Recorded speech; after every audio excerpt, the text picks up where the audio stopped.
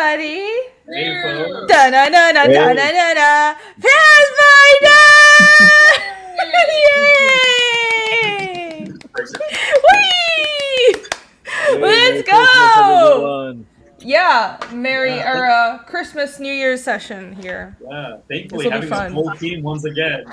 Yes! I did not have to hear the whole team just whimpering about what's going to happen this session. What? What does that mean? That's what happened that last session. Everyone's like, oh gosh, are we going to die? Chris is not here. We don't have a Cadia. Oh my god, you guys. What's going on is we've accepted death. That's why I'm not whining today. Oh, I was just gonna say that the game hasn't started yet. Just oh yeah, that too. Once it starts, the bitching will commence. Yes. So don't worry. No worries. We got you, Nick. Situation? Yeah. So I guess let's start with the introduction. Yeah, I was gonna say that. Let's go. Yes. Sorry, Irene. Who is the host? What am I doing here? You go first. I am playing Gillard, the bearded druid, human druid, and who, well, he was growing his stash of herbs in his giant beard, but he used it to save Acadia, who's very ungrateful about his life being saved. So his beard is very small, albeit still green. So yeah, he has his stash of his stash of weed on his beard is now mostly gone, but still, yes. The trippy human druid, that's me, who dresses in rags and is poor. All right, Chris. Okay. Yeah. Yes, I am playing Acadia of the House of Hostess, and I am a leshy druid, or a mushroom man, and I have my faithful stalwart companion, Mr. Sporling, and unfortunately he is stuck with these savages, mainly just Gilly. Savages, sir? Pardon you. I like the insinuation in savages. These heathens who eat vegetables. Lothar just turns around after having been decapitated, knocked out, troglodyte savages. I'm trying to work. I'm trying to make a living. I resent that. I only kill everything I meet. How dare you? All right. So, Ivan. Lothar. So, I am Cavalry Lothar, which is the half-orc that it's wielding the gun over there and trying to make a profit. Okay, all right. What do you call that? A tomb raider. You keep telling yourself that. What? I go by AC. My character is Bilgra Brightbottom, dwarven cleric of Caden Kalian, the god of drunkenness and heroism. I'm here to keep everybody alive, just barely though. You do that, and we also spend a lot of time keeping Bilgra alive. But when she does wake up from being knocked out, inevitably she heals us every time. Thank you. Once I figure out how to play a cleric, I might end up actually. That change. I'm grateful for you. Thank you. That change in confidence for Gillard after he no longer is in single digits and now has a restock of potions. Like, yeah, we're just constantly just picking up Bilgra. Yeah. My appreciation for Bilger is directly correlated to how many hit points I have.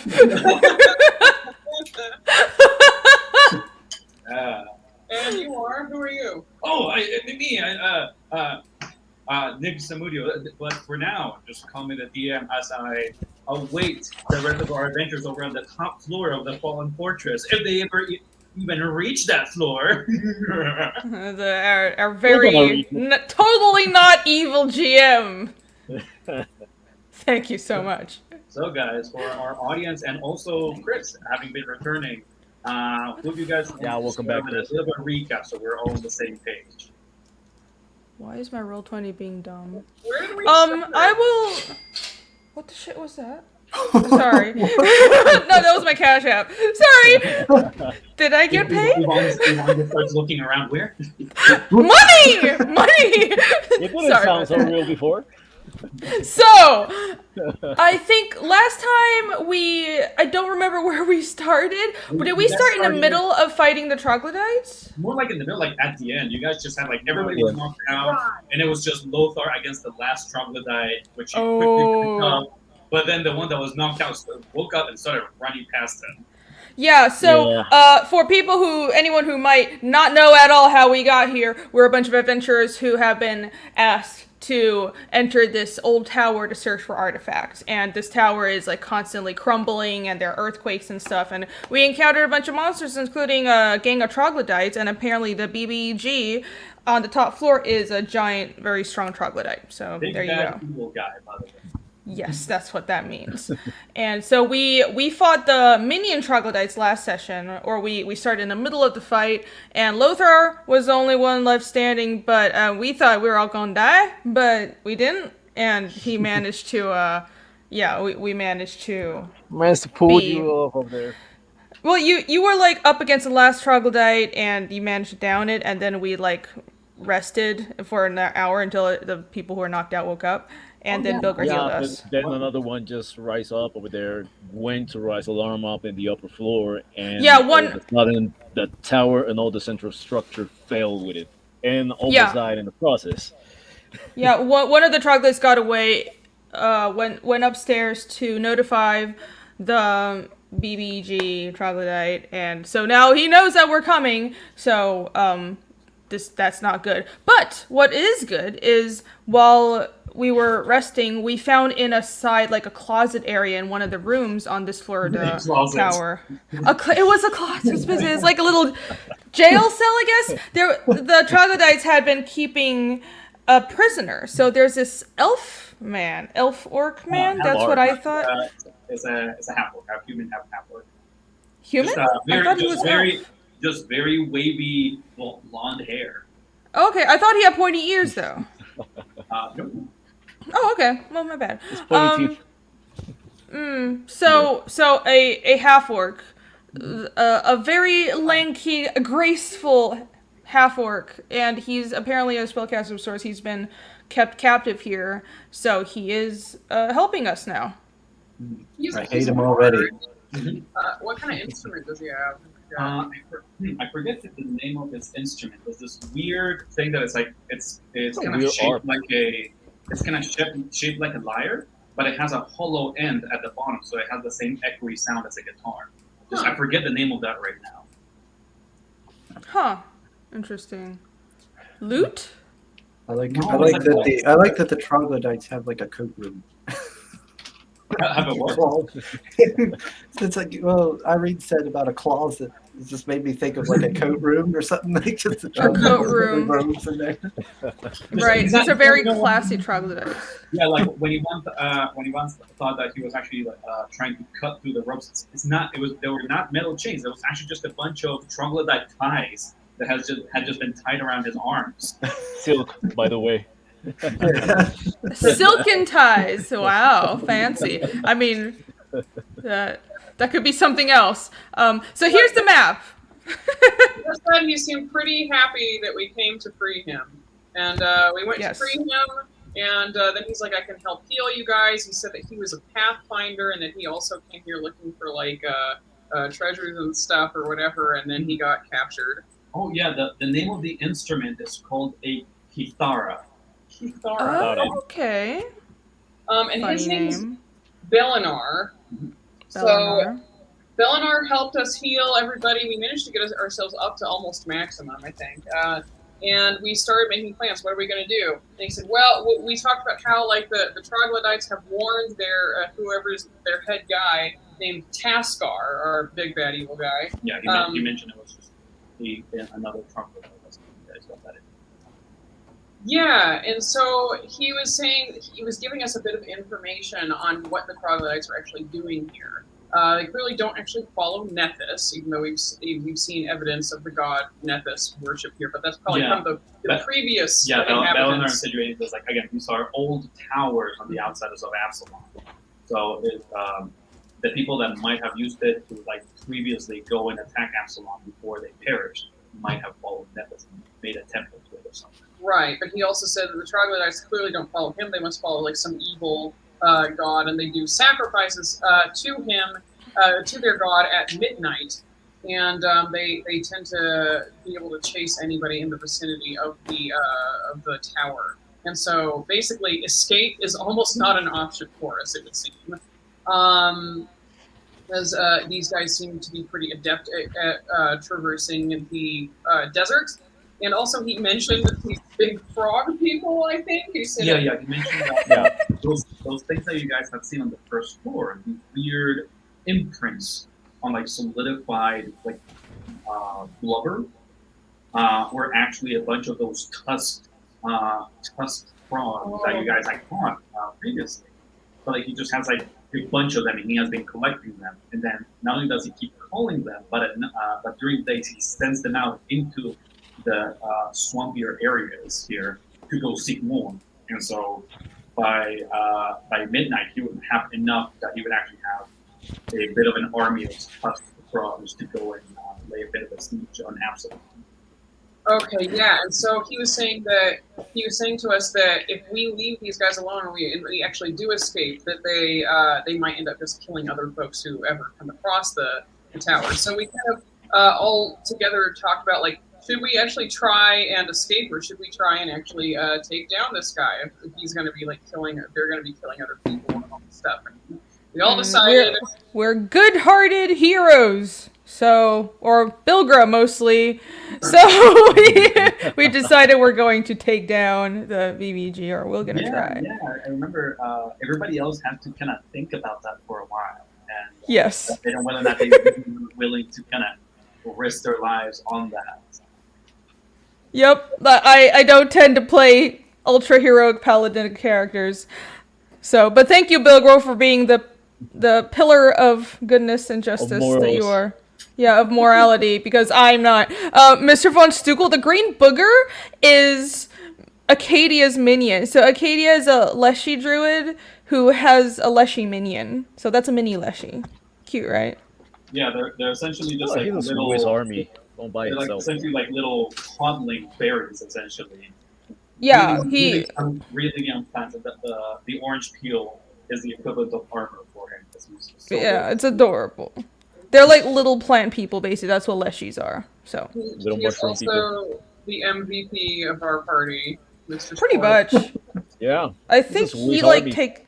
Yeah, he's been more useful to any of the actual player characters. Whew. All right. Yeah, I think I was just wrap up. Like, so we decided we're going to go take down this guy. How are we going to go do it? The stairwell is broken, and it makes quite a bit of complications to actually get up. The guy's on the floor above us, and we just having trouble getting up there. Stairwell is basically, we decided not to go to the stairwell. What we're deciding to do is go through this room with this wild little lizard that electrocutes everybody around it, and we're going to try. Oh, that's the other MVP. And then climb. Yeah, and then climb up the side of the building that's been broken and open to access onto the floor. That's the plan. So we're trying to go through this room, and what are we doing with the lizard? I don't think there has actually been a real plan regarding that. Acadia, since you're there was a conversation when we were on the last session that Acadia did tell Lothar that he was immune to his electric nature, his electric attacks. So having Acadia back, I was going to say, with the player actually being back, why don't we just take a quick set, so that you guys can actually talk this over and account for the fact of the real player handling the characters here, so that you guys can be in agreement. Since immediately we did roll initiative to just get this going. Well, yeah, we kind of did have a plan, but not super. But we know that Acadia and Mr. Sportling are immune to electricity. And also, the lizard seems to want food, and particularly likes to smell of Giller, so he's gonna stay the fuck in the back. But he has a lot of rations, so he handed everybody rations. Does everybody remember how many rations y'all got? I don't have any. Okay, Mr. Spurling and Acadia have like, I don't know, a couple rations. I have rations? Yes. Oh. Well, he gave you 2 rations to give to the lizard because the lizard seems to want food. I better There you put go. that somewhere. Catch up. All right. Or I think it was 2. I don't exactly remember. Whatever. He's giving you 2 now. Rations. I'm not seeing rations for my part, so I don't think that I have Okay. received them. Well, then you don't have any. Okay. Simple. I counted for that. So, particularly you, Chris, is there anything that you want to bring up for what you'd like for yourself and the rest of the team to like follow through on a plan on here? Again, the idea was that you guys wanted to try and get through this room across to the other side on the door that is not showing on our screen right now to get to that kind of that side of the tower that has consistently been kind of broken down through the lower floors. And now that you guys know that there's a 5th floor, hopefully try and climb up onto the 5th floor from there. So there's a door Right over there. Yep, we're trying to get right here. That's the goal. Yeah, because that's kind of the safe route. The other one was trying to climb towards the central structure, and if anybody failed, it's going to be a long way down. Gravity's not really friendly. It's a long way down regardless, but we thought they would be expecting us if we went through the central stairwell. Also, Yeah. Okay. So, what's the plan? I'd say that we maybe lure the lizard into this room, and then we can just get past it really easily. We've got some rations, right? That sounds like a plan. And Gillard hands Acadia those rations. Here you go. You 2 are probably better off handling that lizard. You're immune to those electric shocks, right? I'm just gonna stay back. It seems to like me a little too much. Who are you handing a ration? Okay. Acadia. Yes, I think that us leshies should be able to handle this. Yes, perhaps Mr. Sporling might have a companion after all. I mean, you can put out the little guy to our side. That little lizard did quite good work on those trugs. Yes. That is true. as Gillard just kind of rubs the burns of electric shock on his arms. Good work on the trogs and also me. But at least we're still standing. Good work indeed. How about you just do your job and be quiet? He just shakes out from the shock. Gillard thinks about how good mushroom soup tastes. All right. Well, sounds like you guys are in agreement then. Unless anybody wants to bring up anything else, I guess I'll ask for Acadia's initiative roll. Oh, okay. Let's see. I do not remember what I rolled. Don't worry, guys. I got it. I rolled a 1. Oh. What is the total? What is the total, though? Yeah. The total then is 5. 5. Okay. Yeah, you don't crit fail on initiative. You just roll it. All right. So, with a slow creak of the door, Valinor and Bilger standing behind Mr. Sporling, followed by Acadia, Lothar, and Gillard. Immediately, the little lizard has been waiting on the other side of the door. Initiative having been rolled. Just so that everybody knows, starting out, the initiatives were 16 for Lothar starting out, then 13 for Gillard, 13 also for Lizard, followed then by Bilgra, then Valinor, and lastly Acadia. So, we're starting out, the little lizard opens its mouth, the saw-like lines of teeth showing from there as electricity cracks between its 2 long antenna-like horns. And Lothar, you start out the round. What do you do? Okay, let's run to one of the corners. I'm choosing this one and try to see if the door is locked or not. Okay, alrighty. So you just like book it past the group you just get there, right? Mm-hmm. Yeah. Okay. All right. So Lothar, you start running past the lizard as a spark of lightning as an attack of opportunity goes for you. Got it. All right, and wow, that is a way to start out the game. Lothar, as always, running in there, risking his life despite having high acrobatics. Yep. But the lizard actually crit fails. Why don't you move your character as I roll a crit fumble? I hate your luck. Why do you get to do this all the time? Deactivated Damn it! that it has. Okay, so you know what? This is an unusual fail. So, Lothar, so let's see. So that you go onto the area where you're scrolling diagonal onto the lizard. From there, you just book it on a straight line, right? Onto the door. Yep. 5, 10, 15, 20, 25, 30, 35. Okay. Yeah, Lothar, you book it past the lizard before it can actually just turn around and the little spark come out. He only pretty much keeps track of you as you're splashing through the water. The lightning goes on there, missing you as it just hits the water. And for a moment, Lothar, you seem faster than before as you are able to quickly grab onto the door.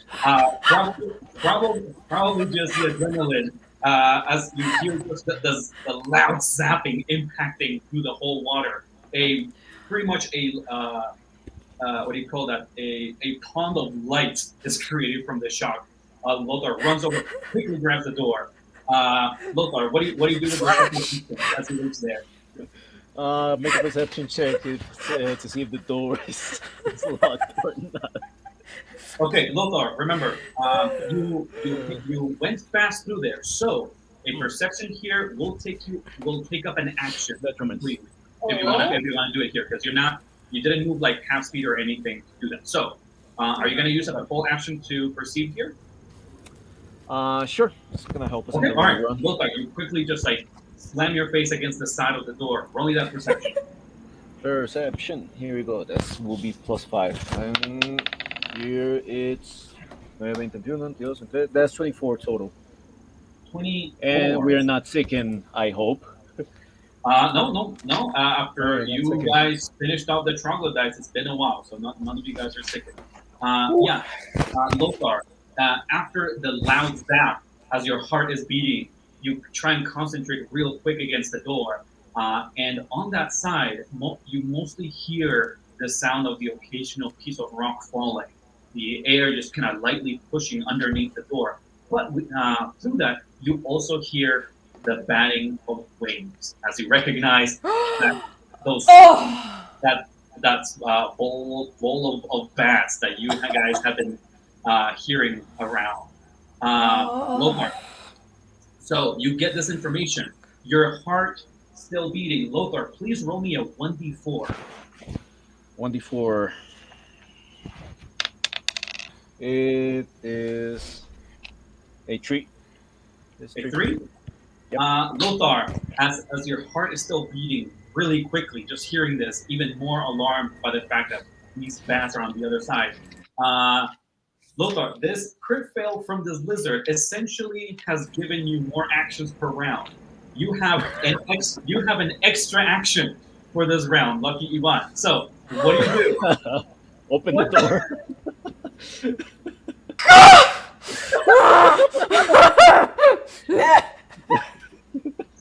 What do you do? I open the door. Okay, all right. Lothar swings the door open. Getting rewarded for your bad choices. Fucking aneurysms and we've gone to luck. Brave choices, everybody. Brave. I mean, you won't be propense to have attack of opportunities from part of the lizard, so you're welcome. Yeah. As Lothar, you open the door, and similarly to the floor below you, the broken platform is revealed. Clearly, half the size of the previous one, since the jail cell where Balinar was being kept kind of occupies that other half.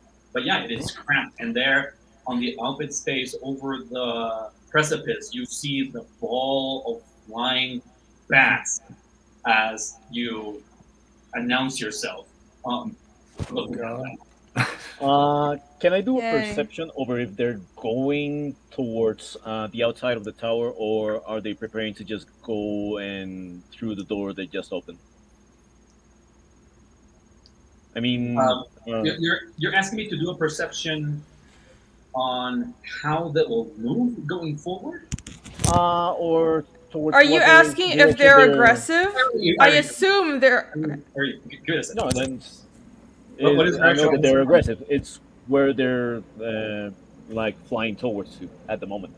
I mean, they're just flying right there. I think what you're looking for is a sense motive to see okay. where you would think that they would be moving going forward. So yeah, you can roll me a sense motive real quick. All right. Sense motive. Sense motive is +1. Here we go. That's 19 total. 19 total. Balnar, Lothar, you have no idea. I mean, you just announced yourself, and the bats are freaking out. You can probably connect the dots from there. So, going on from there, Gillard, you're next in initiative. What do you do? Oh wow, me! He does not have good luck nor good acrobatics. So he's going to prepare an action to book it if and when the Leshies lure the lizard into this room, and Okay. he has. All right. So that does mean that you're left with a standard action right now. Do you want to do something with it? Oh, let's see. I don't know if I did not say he got a weapon out, so he's going to arm himself. Okay. All right. You pull out your staff and Yes. ready yourself to run in there. Okay. So that's Yes. Gillard. As the little lizard, having seen Lothar just run past it, starts running behind him. Fuck. That looks Shit. like an attack of opportunity for Mr. Sporling if he wants it. Yes, it is. Chris, why don't you roll me Mr. Sporling's short spear attack? That is a +2 to the attack. Okay, a D20. I rolled a 12, so 14.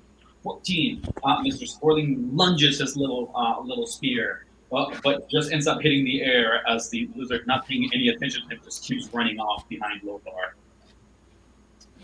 And he's gonna charge at Lothar here. Let's see. That is a Okay. Lothar. That is a 24 versus AC. What the fuck? Yeah, it hits. So that looks running out, huh? Aren't you happy? Right? Oh no!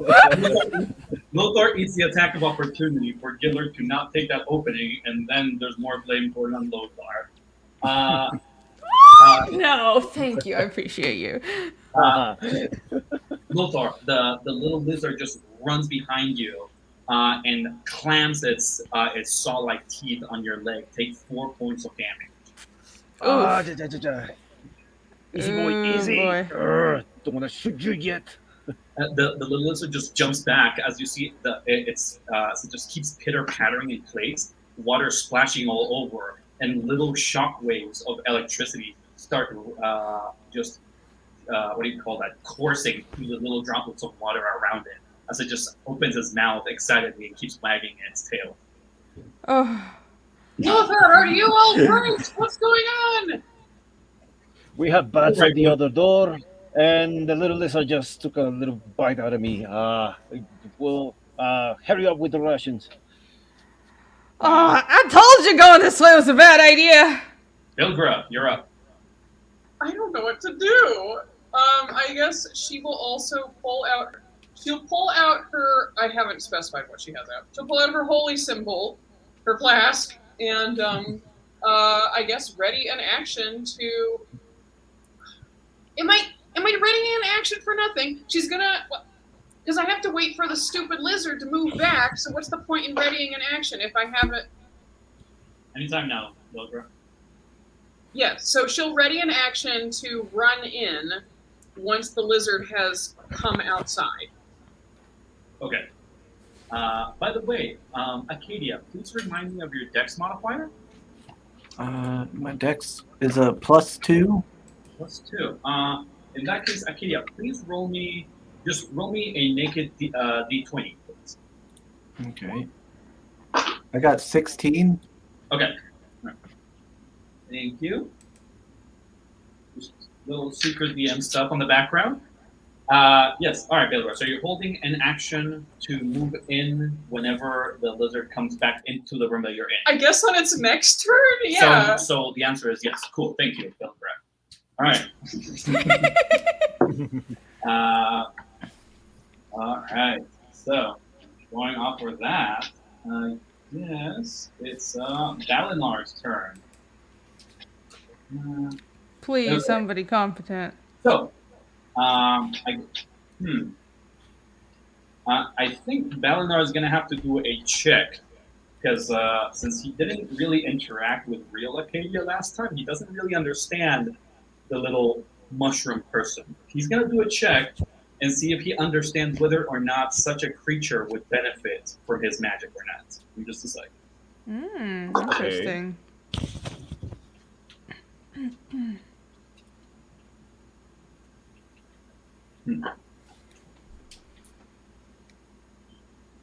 All right. He's not sure. He doesn't know this guy very well, and he barely seems human. That's helpful. Seems about right. So I guess he will also just pull out his instrument to his side and ready an action himself. All right. So following from that, we have bats. Oh boy. Damn, everybody's just readying actions and letting Lothar out there. I'm gonna start drinking. Woo! Join me. Lothar, the rapid flapping of wings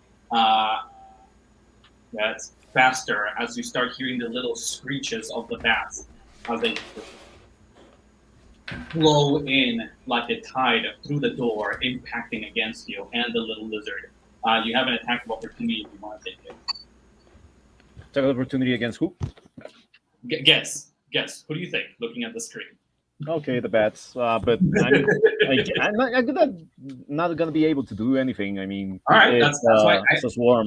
That's the question that I ask is yes or no, because we both know what could happen. Yeah, I know that it's not gonna do damage, so no, I'm not taking it. Cool. All right. So the answer is no. The lizard itself does actually take his attack of opportunity and shoots out a little shock of electricity towards the bats. Let them fight.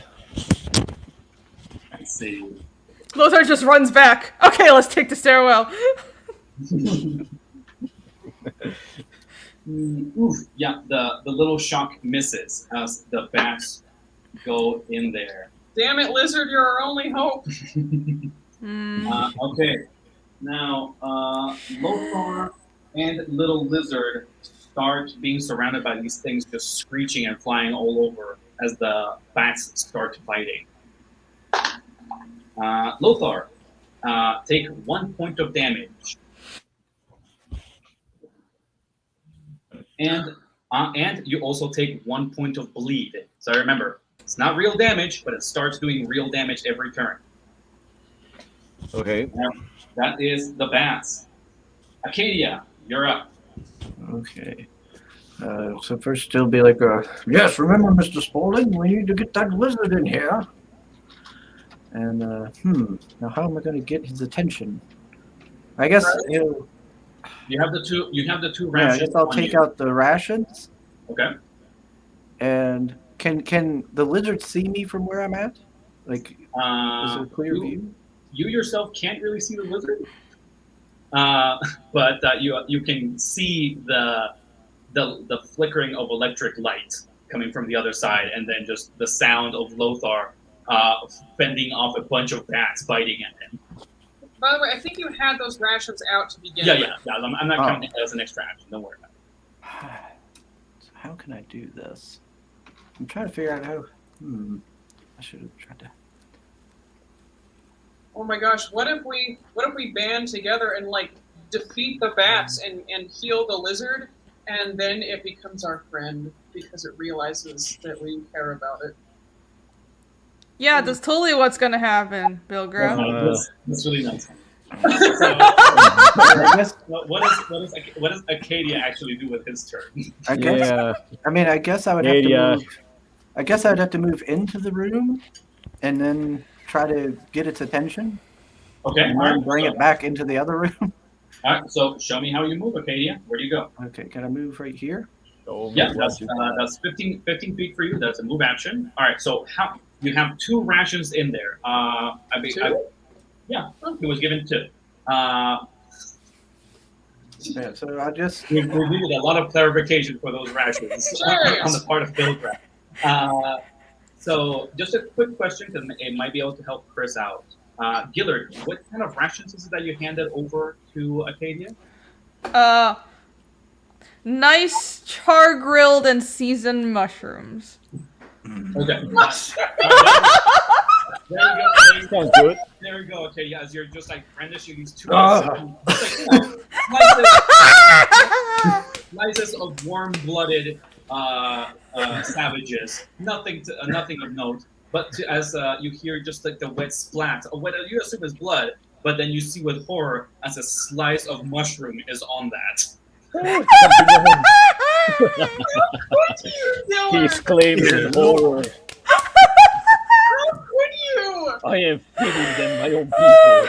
He just shrugs. I like mushroom. I'm a vegetarian. What do you vegetarian on the See, that's why vegetarians are kind of evil. Murderer. What do you do, Acadia? Damn vegans. I've got a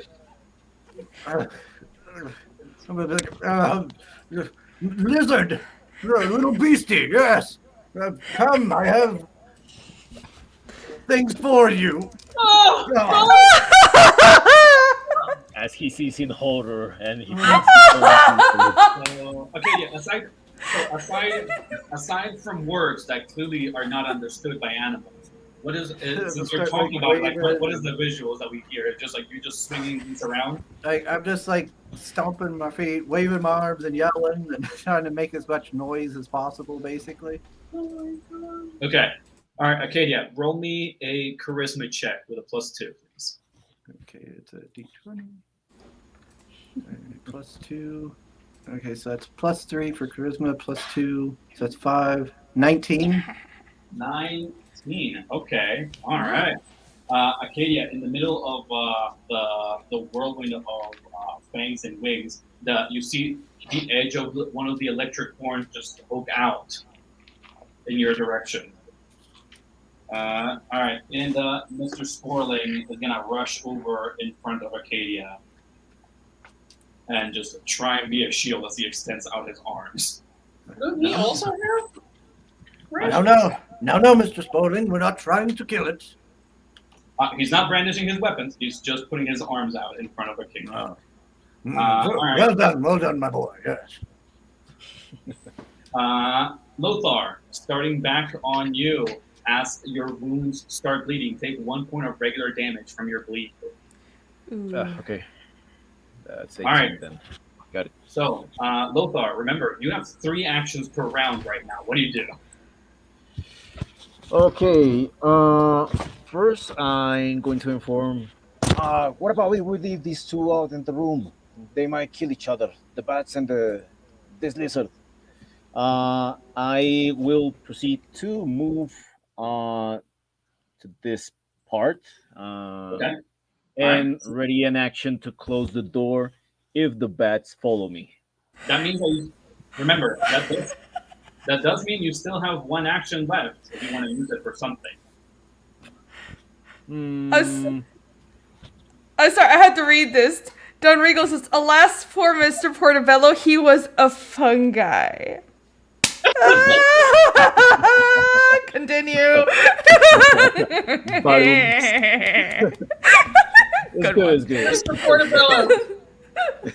So, Lothar, remember, you're ready in action, but right now you're hastened after having been shot by that lizard. Do you do something else with your 3rd action for the round? Okay, no, let me then rephrase that since I have another action left.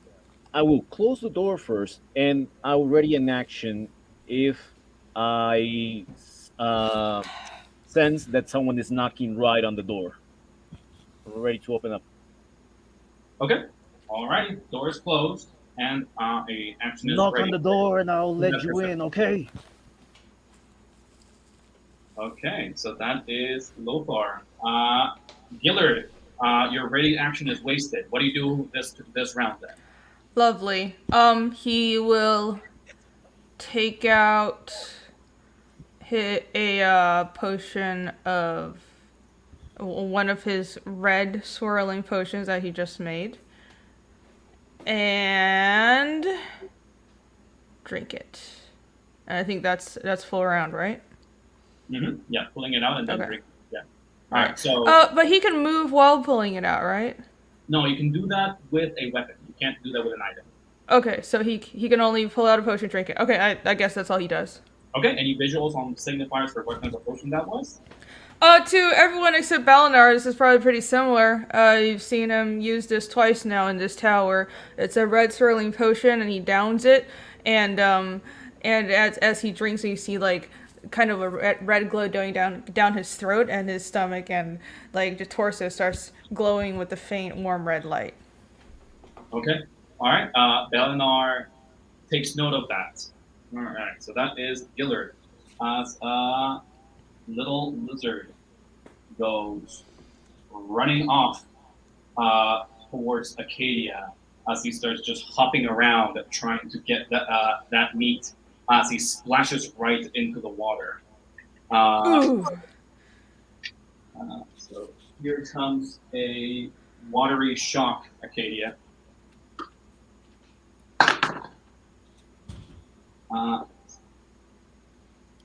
Acadia, that is an 18 versus AC. My AC is 18. Okay. How does my electricity resistance? How does that work? No, the way that works, your energy resistance is that when electricity actually manages to hit you, you get to reduce the damage from that hits you from the energy resistance. Okay, so it's damage reduction. Okay. Yeah. So here comes the actual shock. Good luck. Good luck indeed. I'm getting nervous. Dark a little late, guys. I have to jump a little bit between that and this one. And shock is okay. Here we go. Here we go.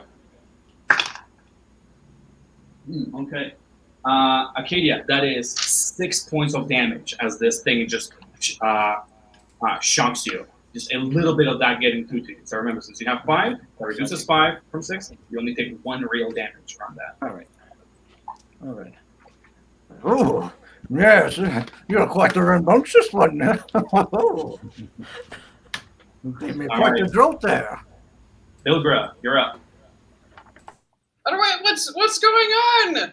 What's going on? What do we do? Balinar just looks like, Miss Bilgra, you might want to move over to the door to actually see something. I guess. Oh gosh,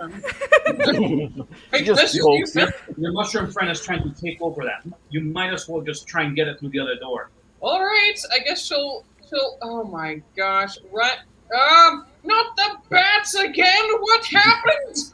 She'll run over here and I guess try and open the door. Okay, I guess that counts as a knock. All right, so that's 35. 25, 30. You know what? She'll just move her full action. You know, why would she get into the bats? She'll get over here. And it just what is your total movement for one action, Bilgra? Right. Sorry, it's 30. So it'd be 5, 15, 20, 25. And then, so she would use her what? She can actually just move like here. So 5, 15, 20, 25. Okay. And then just be like, can someone open the... Lothar, are you on the other side of the door? Open it! Lothar. Okay, I open it. Lothar, since you closed the door behind you and you have a swarm of flapping bats on the other side, please do me a perception to see if you can even... Okay, I guess that's fair. So B We plus don't 5, play here we around in go. our games. That's 21. That's 16 plus 5. Okay, all right, yeah. Lothar, you managed to actually hear Bilgra through the flapping wings of the bats. Your ready action comes off to be able to open it. Bilgra, what do you do with your second action? Because she'll run over to the other side, and then Close the door. actions to close the door. Yep. Damn it. All right. That's what you just hear from behind. I was like, Godspeed, Miss Bilgra. We go over to Balinar as he himself is making. Okay, so Gillard just took in his potion. Let's see. Okay, you know what? Balinar is gonna move to the side, grab Gillard's beard, and start trying to drag him with him to help him move. Oh, thank you. Let's see. Oh, ow, ow, ow. Thank you. Thank you.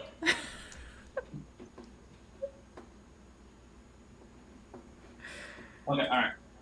And uses his full round to drag Gillard behind him over onto the water next to the bats. All right, cool. All right. And it is Bat's turn. Oof. They Fuck, fly how do I hit over these on things? top of Bilgra and Lothar. Hey. Any attacks of opportunity you guys want to use on this? They don't hit though, so I guess no. I just feel dumb. Well, you know what? Sure, let's go for it. I'm gonna friggin' hit these things. Why not? Am I wasting time? Done. Beard. Beard. What do you do? 8 total. All right, that completely misses the bats as they swarm you. Lothar, what about you? You know what? Yeah, let's kind of take the attack of opportunity. I guess. Roll it. Okay, I have my sword out, so here it goes. That is a 13 total. 13.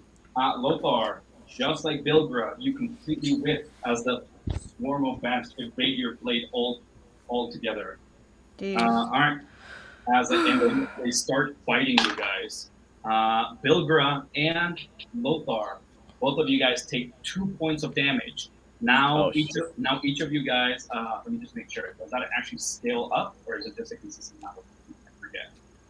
Oh, I would think it scales up.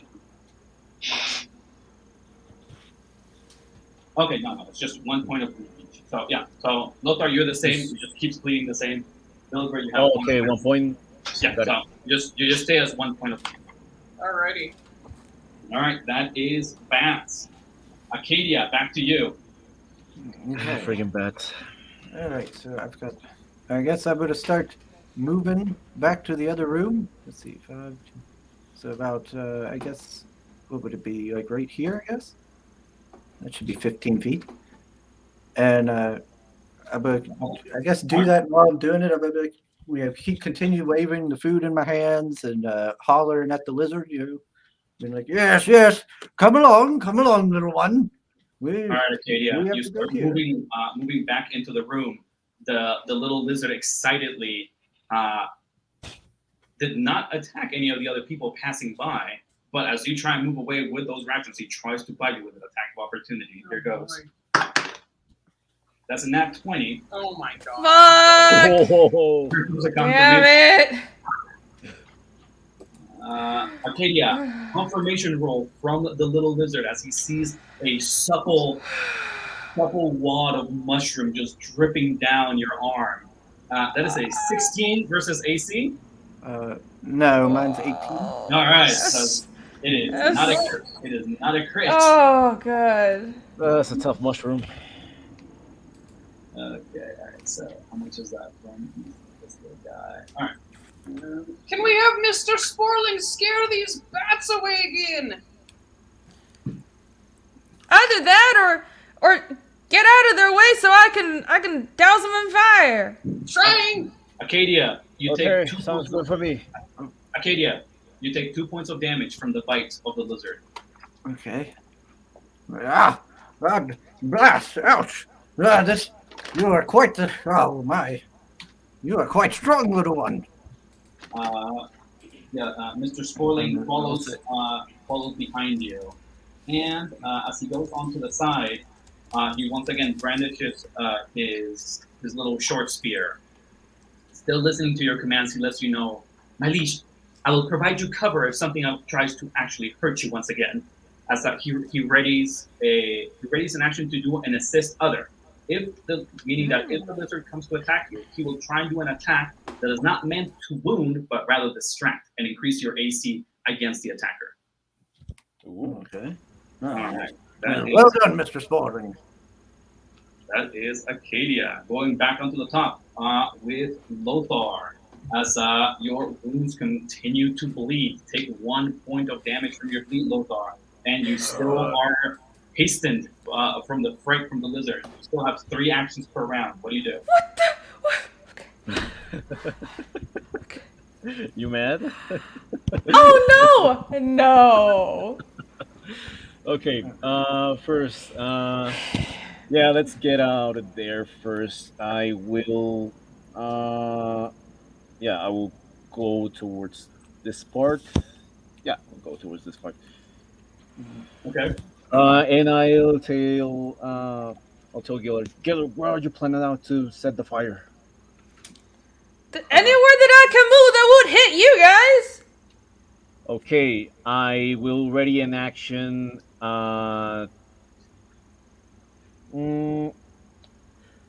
Okay. Let me see. It's not really that possible. She needs to move first. Well, Bilgra's round is first. Here's an idea. Guys. Okay. Guys. Okay. I will try to ready an action to pull Bilgra out of the fire if she runs towards this area over here. What? Ready an action to what? If I run out of the fire, you'll ready an action to pull me out of the fire? Yeah. Gillard's not going to set fire to Bilgra. I don't. You're not even close enough to Bilgra to even grab her from here, but you could have dragged her with you. Okay. Yeah. That's. Well, you have 2 more actions. Yeah. I'll position myself and drag Bilgra and place her over here. You can still be where you were before and drag her. Yeah, you have enough. And drag. Oh, okay. Got it. Okay. Let's drag her. Cool. Lothar, because Bilgra is so heavy, remind me, what is your strength? There's a lot. Just Modifier is 3. Okay. All right. Cool. Yeah, that should be enough. All right. So. Thank you. That is Lothar. Can you close the door? Going back. Why would you close? No! Don't close the door. Balinar just shakes his head a bit. Gillard, you're up. Cool. Go, Gillard! Finally. Right. Hold 5. Let me see what my movement is. He can get like here, right? Oh, you want to go outside? Well, okay. I would rather not, but can he? Because there's a wall and a door here. From the doorway right here, would he be able to hit the? If you hit diagonally, yes. Yeah, like this. Yeah. Remember, there's if you look onto the spread for a 15-foot attack, it essentially is like 3 lines. So if you do it diagonally, just count 3 lines diagonal to you. Just 1, 2, 3, and then 1, 2, 3 in between, and then the spaces in between them. Like this. Yep. Okay. Cool. All right. Let's do it. He as soon as Bilgra and Lothar are out of the way, he leaps over this pool of water and in front of the doorway and just yeah. All right. Please do damage. Here comes the reflex save to see if you even do damage. Come on. Fuck. All right, that's a 12 reflex save. 12 does not make it. Yes. All right. Yes. How much damage is that on bats? On bats, I have to, let me see. I do believe it's a 1d4. Yes. 1d4. Come on, roll Alright. high. I sure hope I will, but I won't. But Come on, let me Clyde. try. Yup! 1 damage! You're welcome! You hex it. All right, 1 point of fire. No, I didn't because I don't have your luck. All right, 1 point of fire damage on the bats from. I helped. You did. You did. I You helped. did. You did. Maybe that'll scare him away. All right, little lizard continues to pursue Hillard, and as he goes over. You mean Acadia? Oh, thank you. My bad. I got spoiled from last session, I guess. All right, so Acadia, this little lizard keeps chasing you and tries to jump and bite you. Mr. Sporling's action activates. He's gonna try and give you an assist here. Ooh, that's a definite hit from Mr. Sporling. Acadia, you raise your AC by 2 as the lizard goes to try and bite you. Come on. Come on. Acadia, this from the lizard is a 20 versus AC. Aw, mine's a 20. It's okay. Oh! Man, Fuck! you're getting too attached. Don't let him bite you. Come on. Acadia, this little thing once again just sees that supple wagging underarm swinging from one side to the other, dripping with mushroom sauce, and just like snaps on it hard. Take 4 points of damage as this thing bites you. 4? Yeah, 4 points of damage. Okay. I mean, he does like mushrooms. Okay. Oh boy. Bilgra, you're up. Okay. What can I do? I guess she can like. Trying to think about how we maneuver around these stupid bats. If I ready and if I go in and I ready an action, they're just gonna come at me.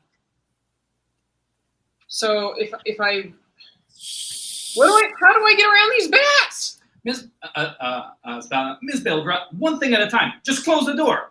Okay, fine, chill. Yeah. Well, I can't really get close to the door. I guess you can go here and close the door. All right. Close the door. I said that is a smart idea. Thank you. Mushroom Man, Acadia, move over. We're moving one stage at a time. Come on. All right. We go from Bilgra over to Balinar. He moves over to the side of the door as he just keeps saying like, Mushroom Man, come over. We got the door for you. As he readies an action holding the side of the wooden door. Going on to bats. Oh boy. Flying over. Isn't the door closed? The door is closed. The door is closed. Damn it, Gio! I guess everybody is paying attention. You pull me in. What is this, a recreation of Jurassic Park? Come on, dude. A little too eager to kill us over there. Maybe a little bit. Damn. Acadia. What's going over that? Acadia, you are up. What do you do? Okay, so I'm going to take the ration that was in my hand, and I'm just going to kind of toss it, maybe like off to the side here, like maybe right there. Okay, onto the withered troglodyte bed. So, Acadia, roll me a improvised weapon ranged attack. So, use your usual stats for a ranged attack, and just do a -4 on it. Oh, you still hit there. Okay, my stats for ranged attack, and then I'm... Is that the thing you can't move? No, not that. Oh, new player tip from Bilgra. New player tip, just Ding a dong. reminder, ranged attacks provoke attacks of opportunity from your opponent. You can also drop it as a free action that does not provoke. Oh, okay. So if I drop it, can I just drop it like right here in the square beside me? No. When you drop it on your same space.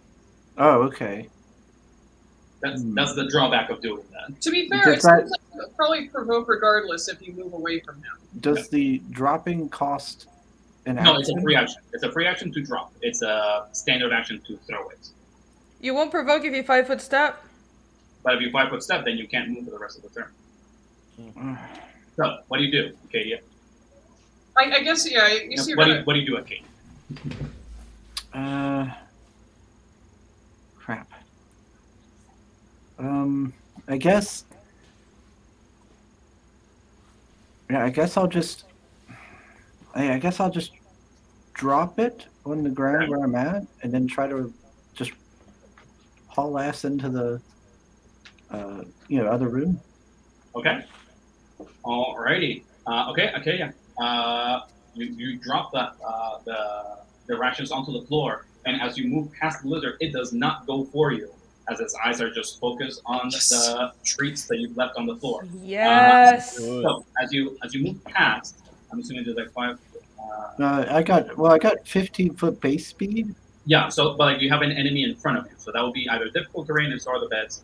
If one action will get you over here, so it's pretty much just tell me where you want to move the rest of your second action. Okay. 10. I guess just right here. And then I guess, come, Mr. Spaulding, quickly. All right, Mr. Sporling follows suit, and Dalinar closes the door behind you guys. Yes! Good job! Woo! We did something right! I mean, I was kind of counting that Acadia will tame that little guy, to be honest. But Yeah. Why don't you just tank it more? Damn it. Why don't I just let it knock me out?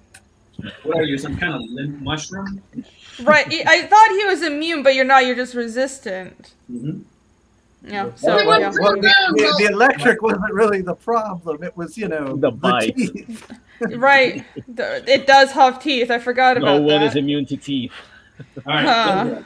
Everyone come around, I'll heal us. So, Well, I'm alright.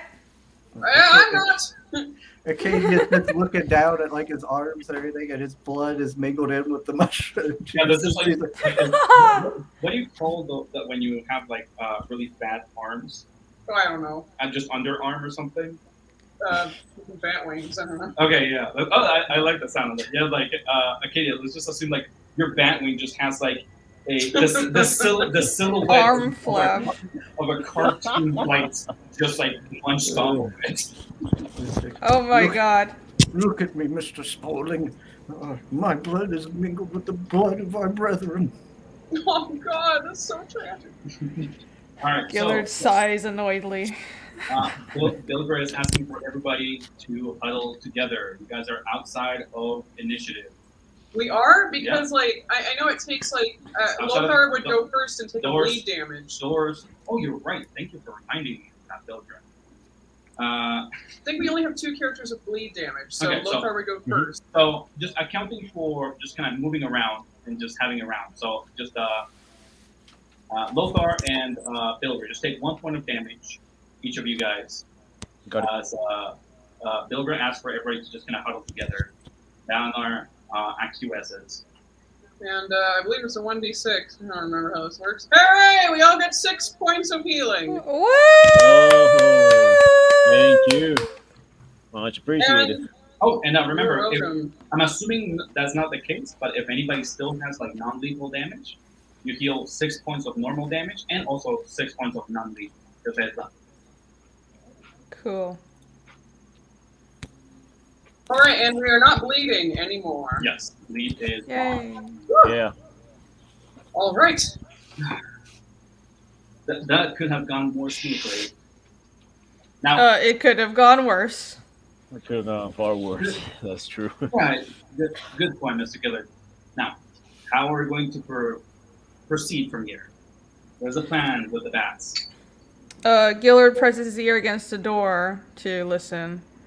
Can you do a perception check to see if they've ran off from the fire? Are they still there? Roll it.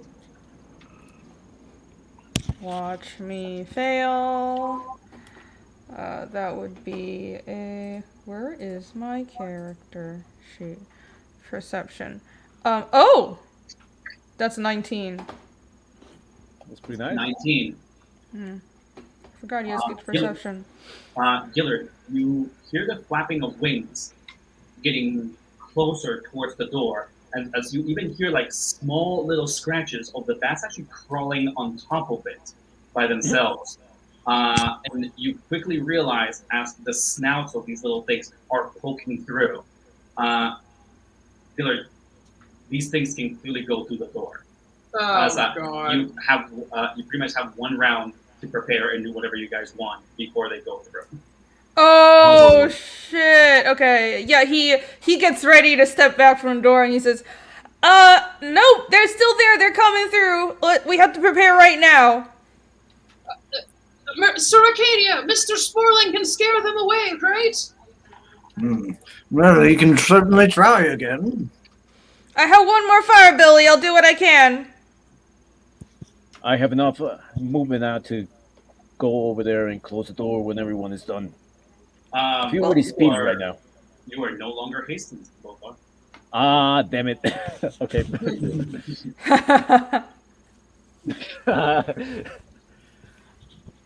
I guess Valentine just says, nobody else is saying it. Someone has to stay to call up attention. Everybody else can move up first. Is somebody staying for 1 moment longer to keep these things in there and so that we can ready to actually just run in?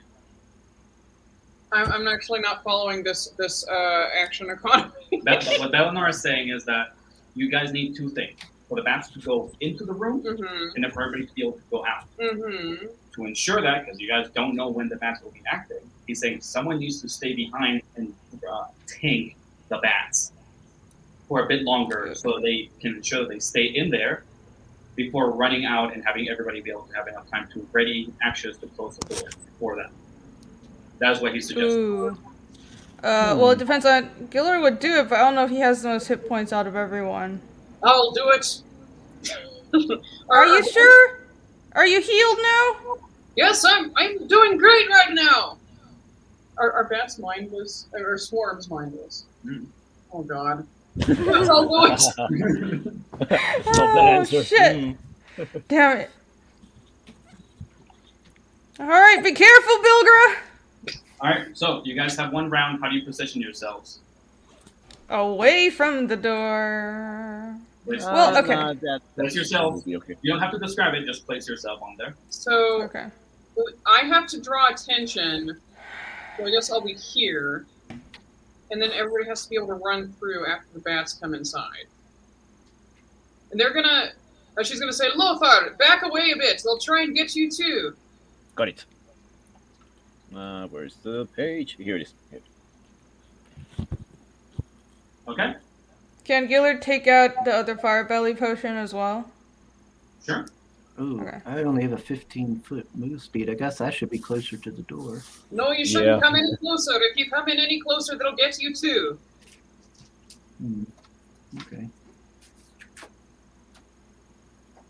All right. I guess as Pilgrim, as you open the door once again, everybody will roll the initiative again. Oh boy. Oof. Look at me, you're rolling as low as ever. Really? Wow. Another 1. Okay, so 5 again. Okay. 5. Wow. That's 10 for me. 10 for Lothar.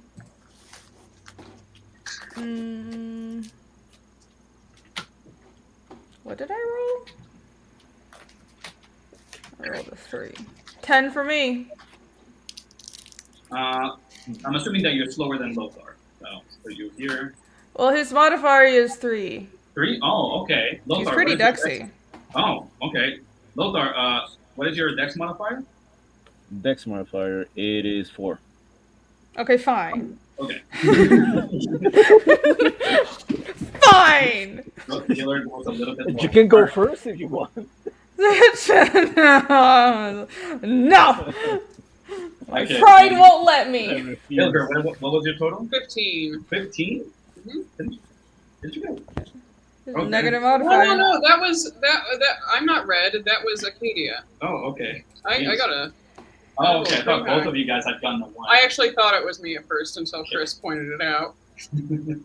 Okay, all right. So, starting out immediately, the bats just swarm in on Bilgora, covering her. Bilgora, 3 points of damage and 1 bleed. All right. Going right on to you. Take 1 point from your bleed, and you have your turn. What do you do? Okay, I guess she will. I guess she'll ready an action to come outside. Oh, you know what she's gonna do? She's gonna take out her potion of monkey fish because I think she's gonna need that pretty darn soon. And she'll ready an action to run outside once everybody is out of the room. Okay. All right. That's Bilgora. Somebody else will have to close the door behind me. Lothar, you're up. We can do that. Okay, and I will go over here. I guess that will be an acrobatics because this is occupying a space that I have to pass. Is it? Yeah, I'll position myself over here. 12, 5, and Should I roll it? 15, 20. Yeah, roll me that acrobatics. All right, that's +9. Here we go. +9 at level Is 1. it? That's a 19. All right, Lothar, you pass through. That is 1 action for you. Do you do anything else?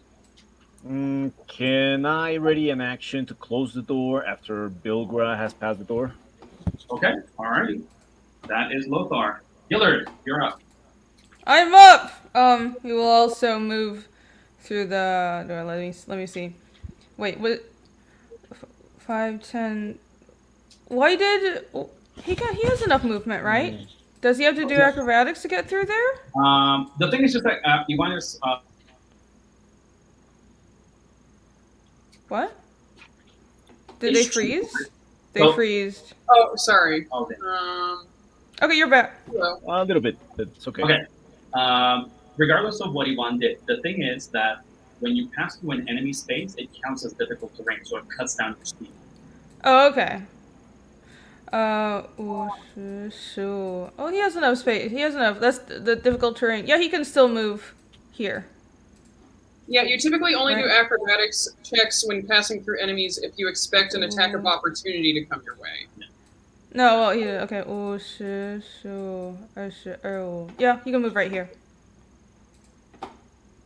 Yep, there you go. All right, so that's one action for you, Gillard. You have 1 action left. Do you do something?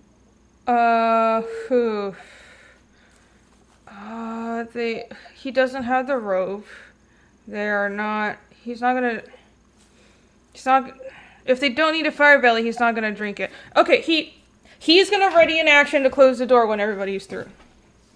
Okay, 2 actions to close the door. All right, and going over to you, Acadia. There we go. Yeah, so I guess I'm going to try to run through to get to the other side there. Okay. 5. I guess I'll try to go there. So that's All right, yeah, that'll be your full action to get over there. Okay. All right, and Mr. Sporling will follow suit. All right. And Balinar will follow as well. Salud.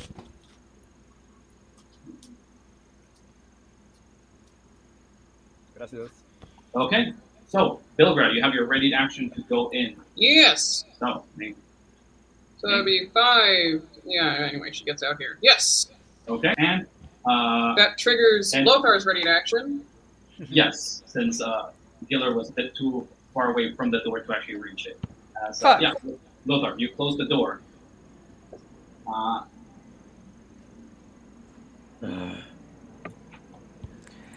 Whew, we did it! Alright, now for climbing. Is there a bunch of guano here? No, actually. Damn it! We're gonna rely on guano. As Balinar's just like, we got out here.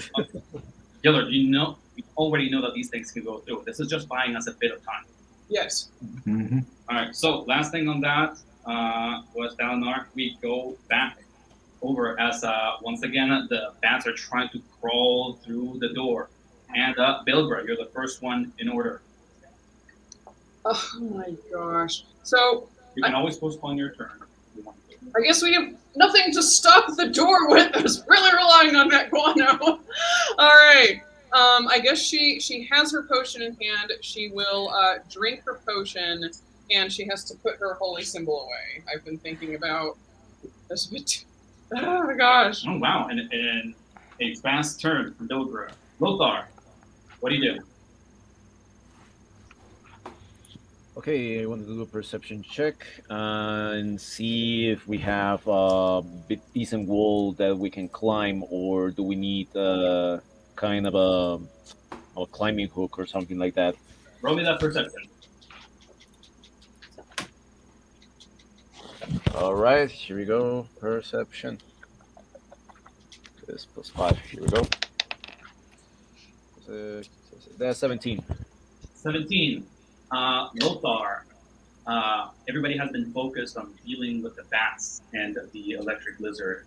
The expectation has been coming over here and having a similar scenario on how you guys climb for the rest of the tower. But as you look out into the precipice from the 4th floor, you realize that looking upwards, if you guys see the silhouette here of the tower, the ceiling that was not showing up before actually looks like the whole floor of the 5th floor, the whole platform is complete, which means this actually extends out to around here, on where the edge of the platform is. God damn it! It is a much more difficult climb, and it does come with the questions on how to return the rope or set it in place, and how to pursue the situation. Aside from that, Lothar, you do hear from below what sounds like the sound of croaking. Oh my god. So we'll either fall to our deaths or get eaten by frogs. Yep. Or bats. Great. Or bats. So, what do you do, Lothar? Or bats. I guess I'll inform the situation. This looks kind of a little difficult out to climb over here. I wasn't counting out on this. Beware. I think that I hear frog sounds out down over there in the cliff. Shit. I have a question. See, I will ready the rope in case. Yep. No, go ahead. Go ahead. So you pull out your rope, which I'm wondering, do you actually have it? Because I keep forgetting. Who used the rope to tie up troglodytes over on the 2nd floor? We used bed sheets. Bed sheets, was it? Mm-hmm. Well, no, that's the fight that you guys had over on this floor, the 4th floor. When you guys actually fought the other troglodytes, those were 2 that you guys fended off on the armory, and you guys, because the ones on the bedsheet area and stuff, you guys killed. Right. Nobody took the bed sheets? The prospect of using bed sheets was brought up. Some people started tying up, and then you guys still killed them anyway. So, who used rope? Because I remember somebody used rope. Oh my god. Who used rope in the armory? Because I know that you guys sometimes forget. I really don't remember. Take it out of your equipment. Was it you, Lothar, or who was it that used up their rope? Not me. I mean, I'm gonna take the heat on that. Yeah, I guess that I'll use it at some point. Okay, all right. So that means that you have no rope right now, Lothar. Who does have rope? I never had rope. Neither did I. I don't think Acadia or Sporling ever had rope. Good job, everyone. I think it's, okay, let's say this. As Lothar comes to the realization, that he never really had rope for like 2 floors altogether. And a moth flies out of one of his pockets with a shrug. Valimar is going to look over to you guys. We don't have rope. I have a whip. Is that long enough, though? This is just 10 feet So we have a difficulty. It's just enough for the height, but that does mean that there's going to be some swinging going about in here. How are we going to manage that? Balinar just kind of shakes his head incredulously. I guess with some luck. Lothar, it is your turn. What do you actually do?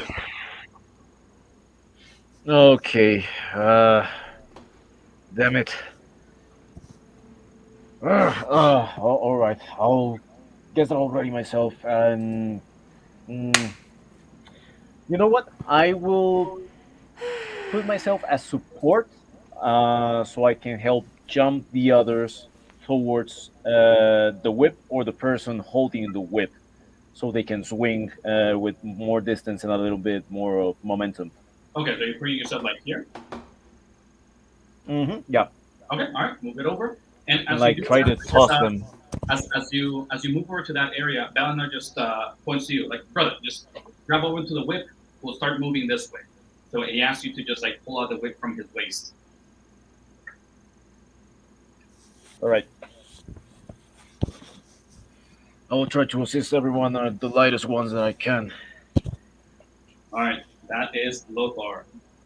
Gillard, you're up. What do you do? I have a question. Yes. Are the bats crawling between the cracks of the door, or are they able to burst through the door? They can go through the sides of the door. The actual door is, it's a plank of wood. It's just like the edges of it, the bats are big, are small enough to actually crawl through it. So they're kind of, think of like a horror movie when like the zombies are crawling from like every edge of it. That's how the bats are just like, almost like just pulling through it. How big are the cracks? Pretty small. Are you trying to think about trying to place yourself to just like fume through them or something? No, I was thinking the width of a spear. It's probably pretty, just like about this thin. If you could use that to block, if we can take those spheres we got and block off the edges of the door. Okay. That could be something. You would have to draw at least 3 spears and be able to place them. Yeah, well, he's gonna use his spear and try. Okay, all right. You pull out a spear, and I'm assuming shoves it. Over, and you'll probably have to move next to the door because you're not next to it, and that will be your cool. turn.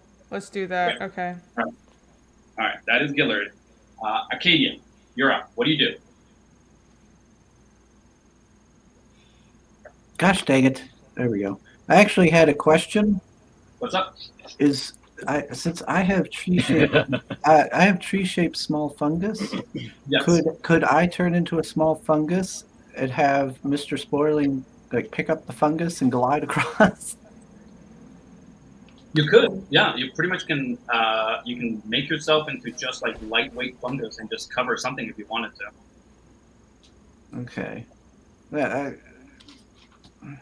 I just didn't know if he could glide to the other place. Right, because it's up. Can he fly up to the second floor? I don't know. Well, here's the thing, Acadia. Since you work with Mr. Sporling, you would know this. Mr. Sporling can't straight up fly. What he can do is glide. So he always climbs up and then uses that height to just glide to an area.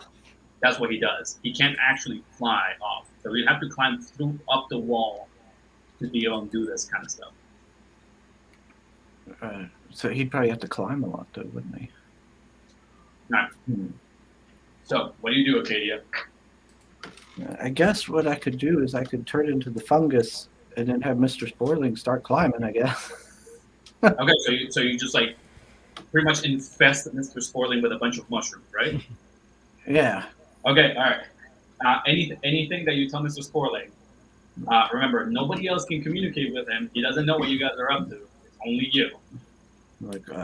Yes, Mr. Spoiling, we need to get across. I'm going to place myself upon you.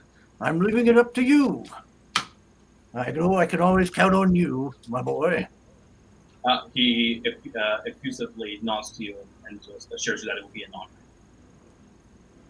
As Acadia just holds onto Mr. Sporling's shoulder, and just slowly his mask just transforms into grotesque mushrooms as they just cover all of Mr. Sporling. All right, I'll put you out of the map for the time being, and I'll put a little icon, I guess, on him. What do we have? Let's put a snail. That seems appropriate enough. Cute.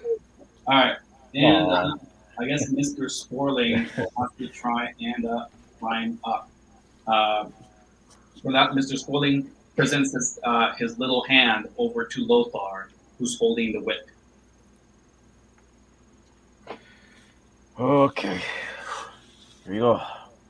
All right, he as you try and hand him the whole whip, Mr. Sporling just grabs the tip of it and starts walking away. As he climbs up on the side of the door, just holding up the end of the whip, and then just climbing over you, as he sets himself up on crawling up the wall, out the ceiling, and perching himself over the precipice. As you guys see his body just shrivel up as he turns into the shape of a tree, with the end of the whip just wrapped up on it, and a bunch of mushrooms just growing over this little tree. Cool. What will we do without Mr. Sporling? Die. Die. All right, well, we now have someone somewhere to swing up. It's Belgra. You can do by yourself, right? I suppose I could use a bit of healing, though. I'm still bleeding. I'm trying to buy us some time. I'm trying to jam these cracks. Can someone help me? We even have time for this? I don't have it. I don't have any more spears or anything. I don't know, Gillard.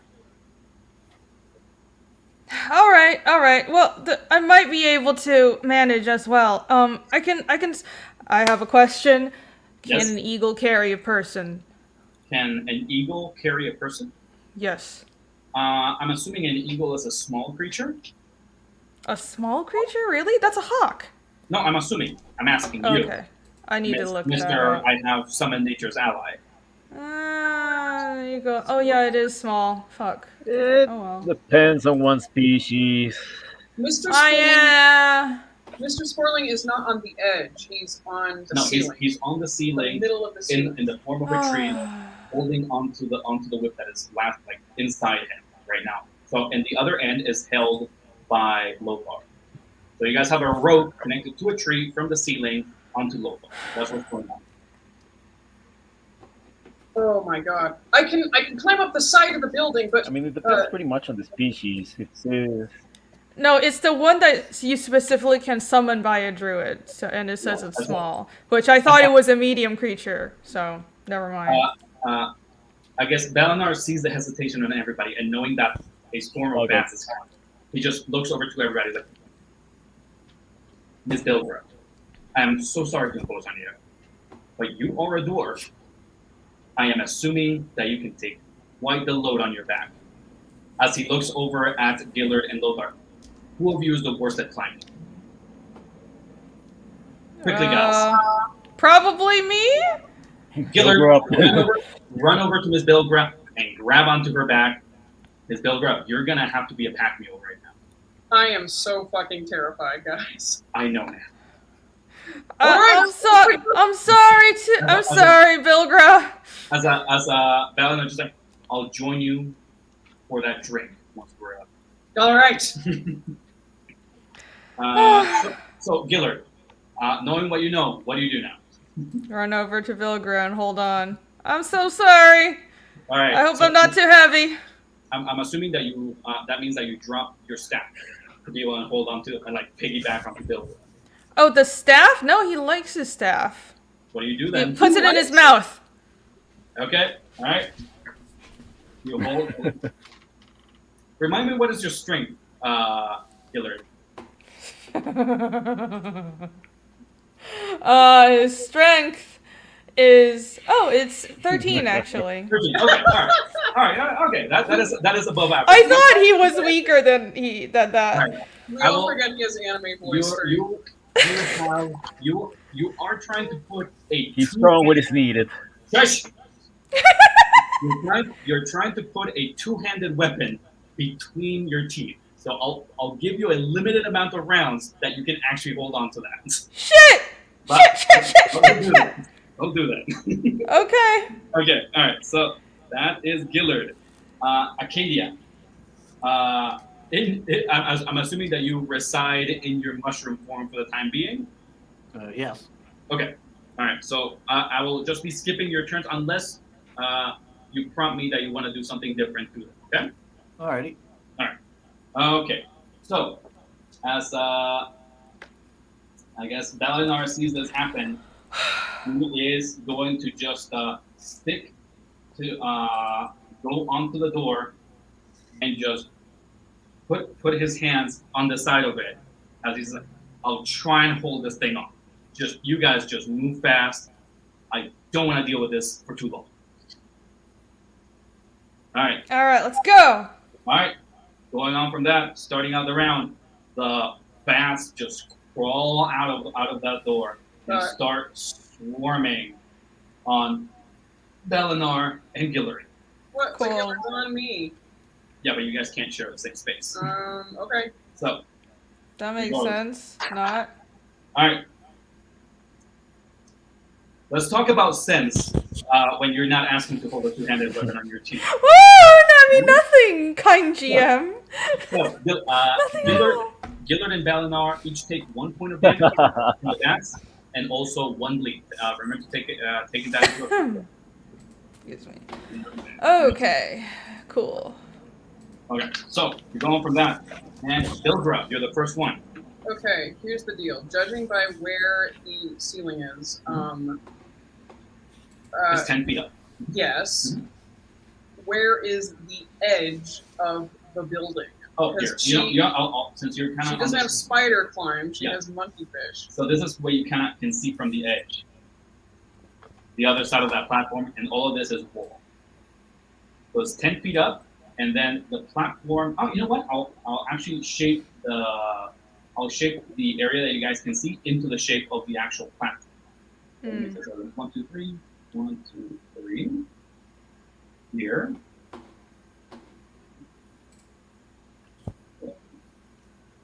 And then 1, 2 diagonal. Fail right. I don't know if Nick would let me do that. He's very technical about everything. He's kind of sometimes, you guys. I mean, I didn't say it that way. I'm just talking. Never. So the entire floor is just A-okay above us. Yes. Okay. Yeah, like that whole platform. All of this that you see in light is pretty much the platform that you guys have. Oh, wow. So what I'm thinking is for Bilber to actually go and climb up here, because I don't know if I'm like climbing, like not have to like waste it up on the ceiling. Cool. All right, that makes sense. So 5, 10, 15, 20 to get here, and then I guess she would start climbing. Okay. Yeah. What is your climb speed again with monkey fish? It must be 20 or 10. Okay, 10. Right. So here's the deal, because I know how climb works, because I'm used to playing characters with climb. They're my favorite. You don't get a guaranteed success. You get to take a 10 on your checks, and it depends on the DC of the wall. And even with the bonus that Monkeyfish gives her, she still has a detriment to her roll overall. Okay. So taking a 10 would be 7 for her. Okay. Oh.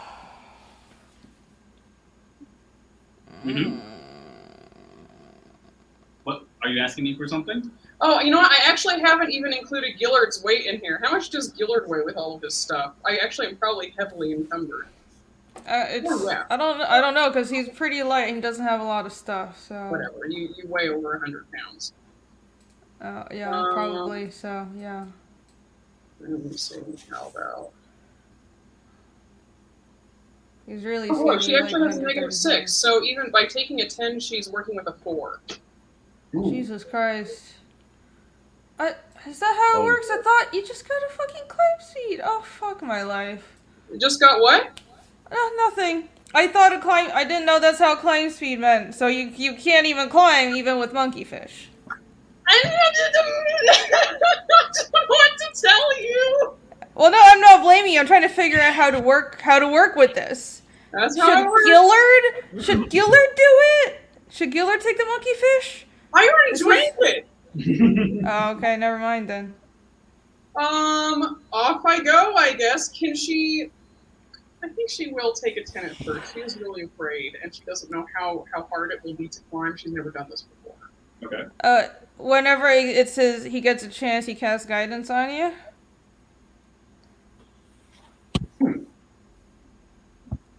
How much did you move over to the side? 20, was it? Yeah, it was about 20, maybe 25 feet. Okay. All right. I'll have to wait on that next turn for Gillard. So by taking a 10, does she actually get to move up the wall? So tell me again, what is the total there? 4. 4. Let's see here.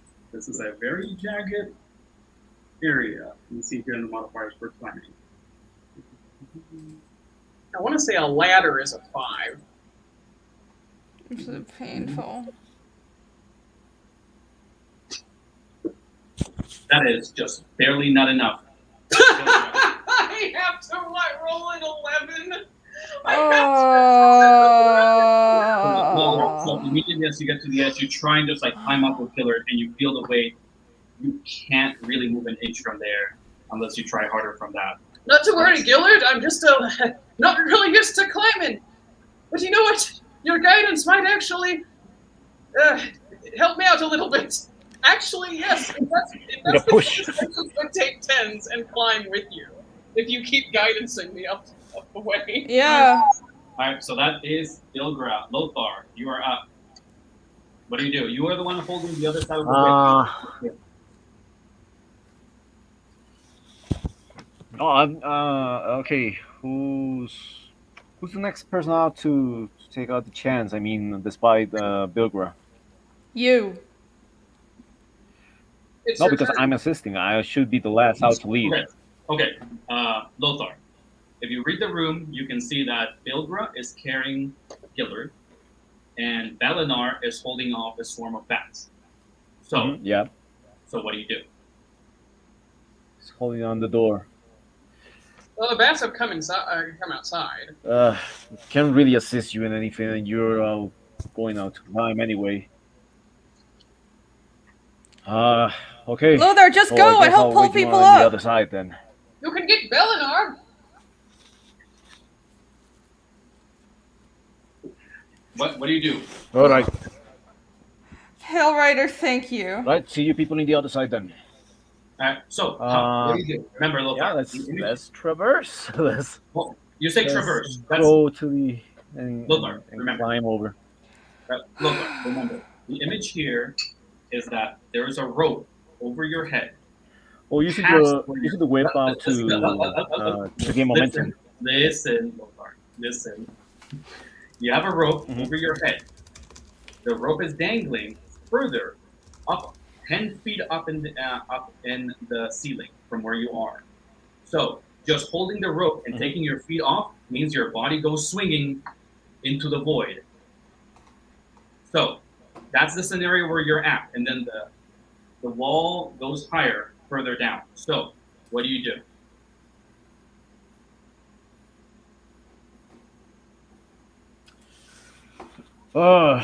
Okay.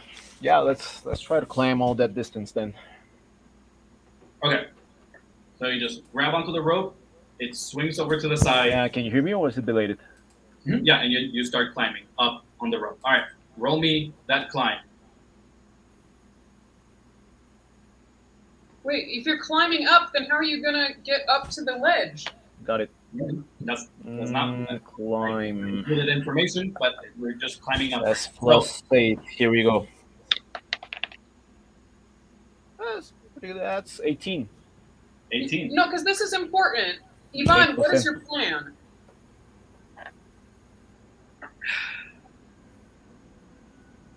Ivan? I mean, if I can, I'm going to assist when I get up over there and help you. You're going to be on the ceiling. In the other floor.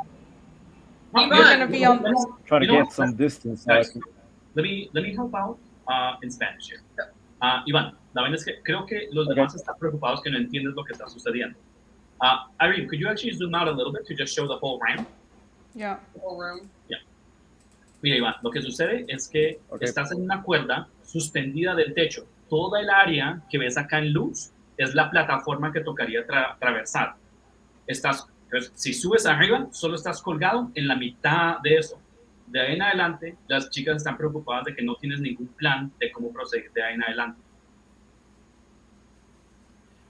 Pues la cuestión es balancearse con la cuerda, con el látigo, ¿no? ¿Cómo balancearte? Entonces, ¿qué es de momento de crearlo tú mismo? Eso crea 10 pies de distancia. O sea que todavía quedarías ahí en la esquina. Entonces, ¿eso es lo que quieres hacer? No estoy diciendo que esté mal, pero ese es el plan que tienes, ¿no? Sí. Sí, ese es el plan que tengo como tal.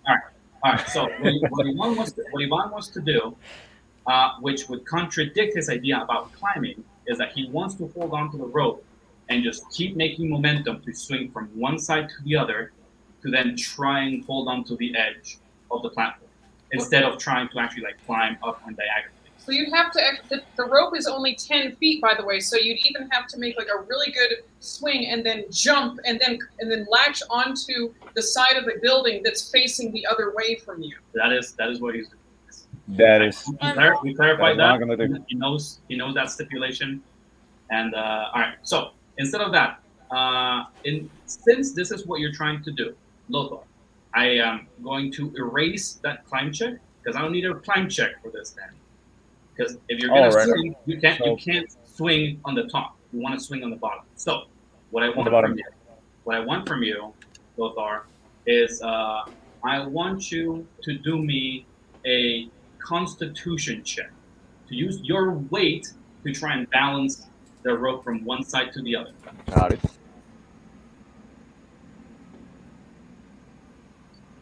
Okay, modifier for Constitution is 2. So, again, wish me luck. See you on the other side. I wish you all the luck. Good luck. Okay. It's actually, it was better than the other. 17 and 2, that's 19. Of course it was better than the other. All right, Lothar, you start swinging with this. You're gaining momentum quite a bit as you're getting from one side to the other, just short of getting the full distance, but you're starting to build up momentum with that first action. You have a second action. Roll me another Constitution check, please. All right.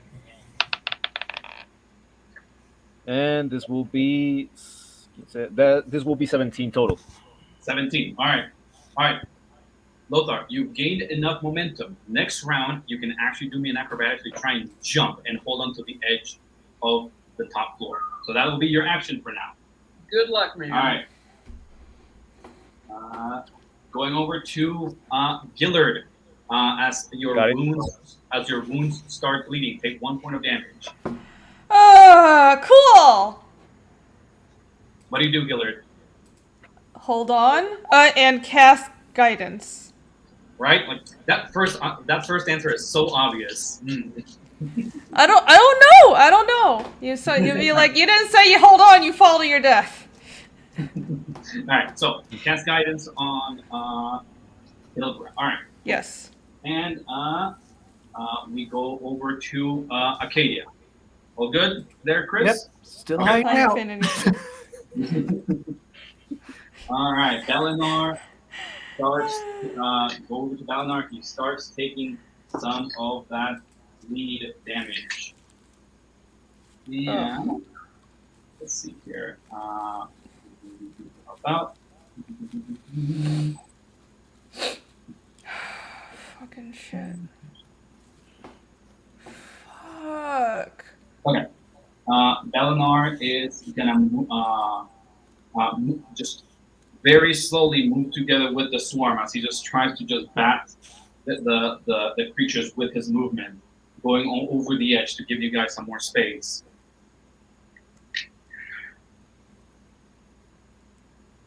All right. And with that, the bats keep following him and biting at him. All right, we go over to you, Bilgra. Oh no. I read the rules, guys, and I'm sorry, but it's even worse than you can imagine. Oh. Okay. Oh man. Oh boy! So no effect whatsoever if we have heavy armor and whatnot. Oh. Sounds like God. we might have to just do the whip process. Pilgra. You know what? Yeah. We might have Hey, you know what? Excuse me, this was not my spell. I'll say that much. Bilgra does not know this spell, and I was not relying on myself to know this spell. I'll say that much. I'm sorry, but that is the truth. All right. So, Bilgra. Wait, what? You're monkeyfish? You're the one with heavy armor. What? Yep. Anyway, all right. So we now know. Anyway. We now know the I stipulation. can't move at all. I don't know if the spell's working. It is. I'll get off. It's fine. All right. What do you do then, Bilgra? She tries to climb and she can't. She's like, what's going wrong? Right. So we know that this is not working. Retroactively, we know that the spell is not working. What do you actually do? Do you want to do something with your turn? My God. I don't know what to do. I really don't know. All right. If this isn't working, the beds are out here. Let's go get those bed sheets. Yeah, you know what? I think she's just going to open the goddamn door. Okay. All right. Let's just go get the bed sheets. Bed sheets. We don't have time. All right. That door is opened by Bilgra. You still have an action left. What do you do? I feel bad just running away, but what else can I do? Guess she'll just run away. That's what, 5, 10, 15, 25? Okay. Gillard, I'm assuming that you're still holding onto her back so that you can move with her, or are you staying behind? No, he got off, he Yeah, said. he did? Oh, sorry. I didn't catch on to it. All right. All right. That is Bilgra. All right. Lothar, back to you. As you are swinging from one side to the other, Lothar, I'm going to ask you for that acrobatics check as you're trying to jump over and grab onto the edge. Here you go.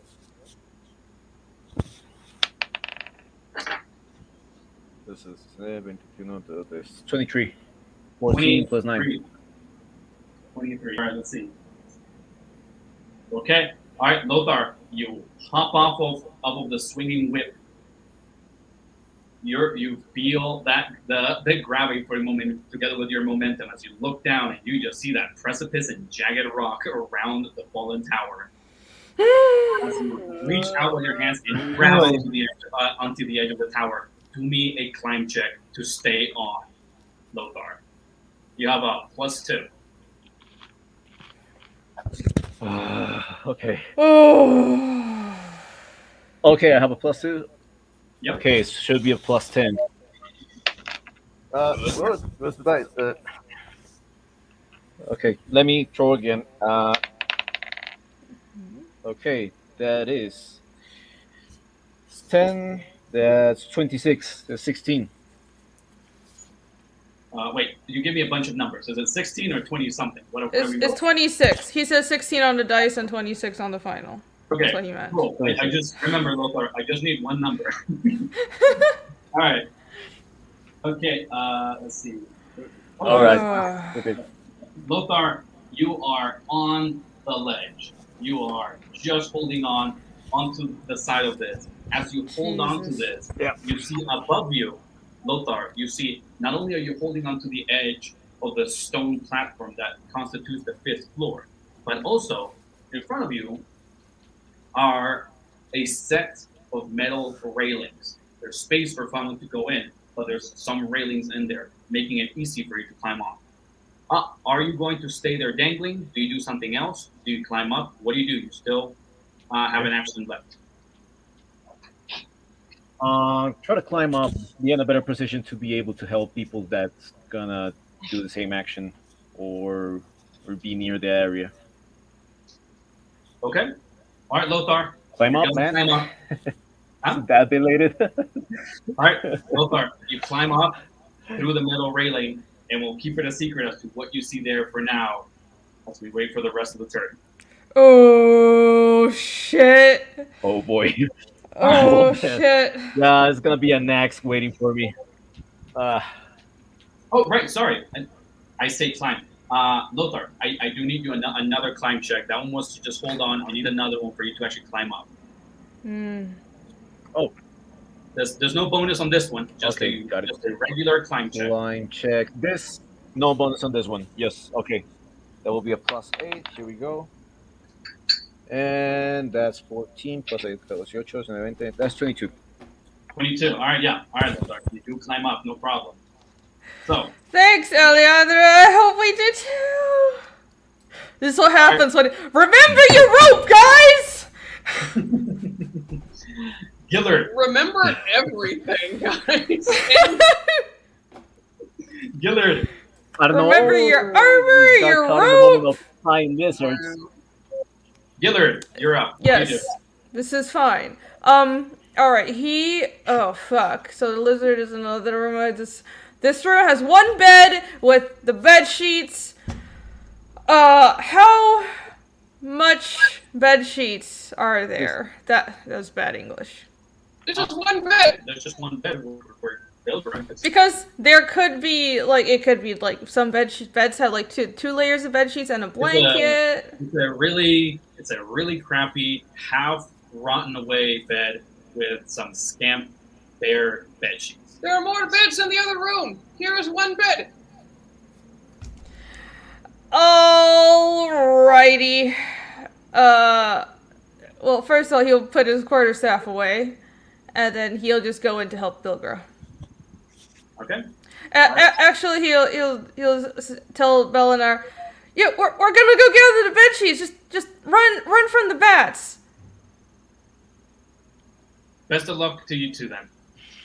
Are you sure? Are you sure? We need Mr. Sporling to attack the bats. I don't know how else we're going to get rid of these bats. Well, that's up to Acadia, isn't it? I hope he heard it. Acadia! All right. So that's Gillard. Belinar, I can't leave you to die here. I'll use my other fire belly. Okay. All right. I'll try and make a break for it and help you guys out. All right. All right. That is Gillard. So you're ready in action to shoot to one. Oh no, because you have to even just like pull out the other fire belly, right? Yeah, he pulls out the fire belly for the next round. That is Gillard. Okay. Next up. So we're going back to you, Acadia. So you have heard what's going on in there. Do you want to do something? Remember, you can't really do much in your mushroom form. All you can do is like maybe talk in mushroom talk, but nobody, not even Mr. Sporling speaks that. Do you want to do something? So I'm on the ceiling? Yes, right? You are on the ceiling covering Mr. Sporling, who is a little tree. Okay. So, wait, isn't he anchoring the whip? He is. So don't we need Mr. Sporling there in order for people to cross? Probably. I don't think anyone else is getting across that way. The only way we could do it is with a trapeze artist, which we have Lothar, but the rest of us are not trapeze. Yeah, none of us are gonna do what Lothar just did. We're gonna need more bed sheets. We're gonna have to anchor it like a zip line. That's the only way we're getting up. Well, I don't even know, because I can't tell Mr. Sporling anything, and I can't go back to my normal self. You can, but then you are on your normal self for the rest of the session. What we can do is go through the central staircase. Honestly, it's looking pretty good right now. This is a complete catastrophe. Yeah, I'm just telling you, now that we know that it's not the climb, the ceiling is there, Lothar's already up. The rest of us, we could probably go through the staircase. Yeah, I just don't know how to get myself out of mushroom form. You can do it at will. It's just that if I remember correctly, that ability you can only use it once per day. So it's like you do it and then you just back into your, normal. Well, I'm saying if I go back to myself, we're on the ceiling. So why would I even do this? To talk to people? Well, like to go back to my normal form, how would I do that? Would I just end up on the whip? Or would I just be clinging to the ceiling? You would be clinging onto Mr. Sporling because just because you have changed him to one stage doesn't mean that he has. But again, That is just what the group is saying. What do you want to do? But how would he support me? Well, he won't be able to support you if he goes back to his normal form. As a tree, he has no problem doing so. Okay. But then he has to go back to his normal form to help with the bat. Yep. I don't know how to do this. It's tough decisions we got to make one way or another. Gillard will say, Mr. Sperling, why don't you come down? I don't think we can do what Lothar did. I'm sorry, Lothar. Why don't you come back down here and bring Acadia over? Let's take the central staircase. What language are you speaking in? Druidic. Okay. And then he says that again in Sylvan because he doesn't know Mr. Sperling speaks Druidic. Okay, so Mr. Sporling, but not Lothar understands. All right. Okay. What did you say? I can't understand you. I do not speak that tongue. Hush! Then he says to Lothar, "We're going the other way, Lothar." Good luck. Okay, so Acadia, do you want to do something? Okay. Um, If you're going to the front door, I'll try to distract the big guy over there. Sorry. well, I'm just trying to figure out if I go back into my normal form, how I'm going to get back down. Yep. So, Like, I can't really do nothing. What I was suggesting was Mr. Sporling transform back, bring you down, and then you transform back. Well, yeah, but I can't relay that to him. So he can't hear anything in his current form? Again, the thing is just that Gillard just spoke in Druidic. We do know that Mr. Sporling understands that, but nothing else. To be fair, also, if you were to turn back into your normal form, it might take like either an acrobatics or this con check that Nick is asking for to swing over, but you could potentially just like, you're literally just like, you're on the edge regardless if you drop down. You could probably just like swing, and if you make like a half decent check, you might just be able to land in the adjacent square just fine. Oh, so I'm not like over the void? You're You're half and half, right? Yeah, you look at the picture, it's like you're right on the edge. So, again, Yeah, I guess I'll go back to my normal form. Okay, all right. As you turn back into your regular Leshy form, you are holding on to the tree that is Mr. Sporling. Dangling down from him is the whip. What do you actually do, okay? First, I was like, the blast. Mr. Sporling, we're going to have to go back there. We have to do something about these bats. And then I guess I'm going to have to try to get back onto the ledge with everybody else. Okay, so how?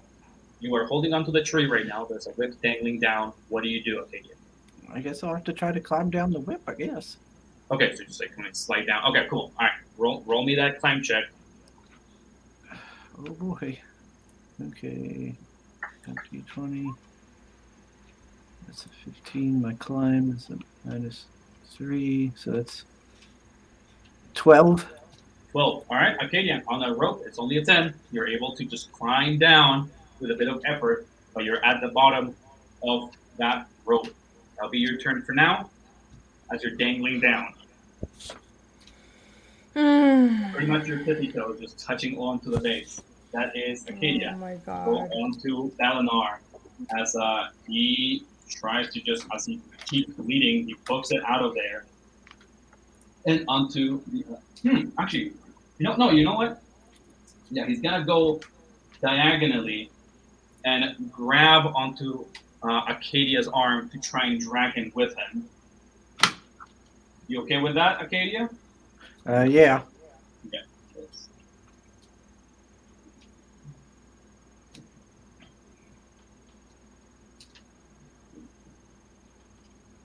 All right.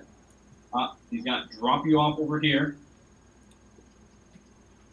And yeah, you just go to the side next to Bilgra to get ready to help out with those sheets. All right, that is that turn. Going back up with bats. As bats go over Gillard. Cool. Gillard, that is 6 points of damage from the bat. Jesus fucking Christ! Oh, As they start biting on you. Fuck. What the fuck, I do man? like that. flavored beard. Alright. On the Gillard, as the swarm of bats keeps nipping at you, you see above you the tree that was Mr. Sporley turn back to his old self as he starts climbing back onto the side of the ceiling. And from there, he's right. I should put like a little thingy there because like things right out, he's on the ceiling. You see him on the ceiling, and as the little creature just looks over at you, Gillard, you see him just put one hand ready on his mouth and just look at you as he waits. Okay, so he has to get out of the way. Cool. Alright, Bilgra, you start out. What do you do? Oh my gosh, I think she's gonna pull out her holy symbol. And I guess she can also maybe just gosh, should I like ready an action to no, she's not gonna ready an action. She's gonna use her other action to try and pull off these bed sheets at least. Okay, alright. You get the bed sheets. And she pulls out her holy symbol. Okay, alright. That is Bilgra. Oh, I should have used virtue. Damn it, I keep forgetting about this. Okay, Lothar. You've heard the rest. So like, I never know if it was like a miscommunication or you're just going your own way. So just to clarify, everybody else has been telling you like, go back down. We'll be going through the middle of the tower instead. But you said I'll distract the big guy over here. Nobody told him to go back down. No? Oh, okay, that's what I understood. No, because he's already up. We said we'll go the other way, you stay there. And if I do the jump, I am afraid that it's not gonna cut it. Okay, alright. So I guess Lothar, I'll put you on the other map on the 5th floor. Oh boy. Oh boy. Yeah, I'll do that. Give me just a okay, second. I'm setting things up. Ooh. Oh boy. Alright. What a shit show today. God, you guys plan better than us. Lothar, Irene, if you can help me move the camera over onto the far, can you go onto the thing? Where? Yeah, if you go on the far right of the map. Far right. There you go. Ooh. Thank you. Lothar, you climb up. Your allies behind you, a whole floor of a distance from you. You have gone up onto the 5th floor of the tower. In front of you, having gone over the metal railing of the top floor, you see an open door gate. At your feet, there is the shattered wooden splinters of a broken wooden door. The what do you call that? The railing and the platform that you're following extends out to both sides. A railing? Yeah, the railing and the just extends out to the whole platform. Clearly, the floor extends out to the same size and form of the actual fallen tower. This is a balcony. Yeah. Thank you. That's the word for that. Yeah. So the balcony contained by the railing go on both sides, but there is an open gate missing a door in front of you. From there, a surprisingly well-kept stone tiling goes on as you actually see the interior of this room. A large room that encompasses the whole floor. But directly in front of you, it's a red carpet, almost beckoning you inward. And directly in front of you, a stone throne, peeking its head just above it. Nick. Okay. What was the last thing you heard? Go ahead. He has lag. Oh, darn. Oh, he's reloading. Oh, dang it. Cool. Oh, terrible time for internet problems. Terrible time. Making yourself my narrative, Ivan. Ivan and his professional as Nick drinks. Yeah, let's fuck! drink, everybody. Sure as hell. God, We need to drink right now. I need it.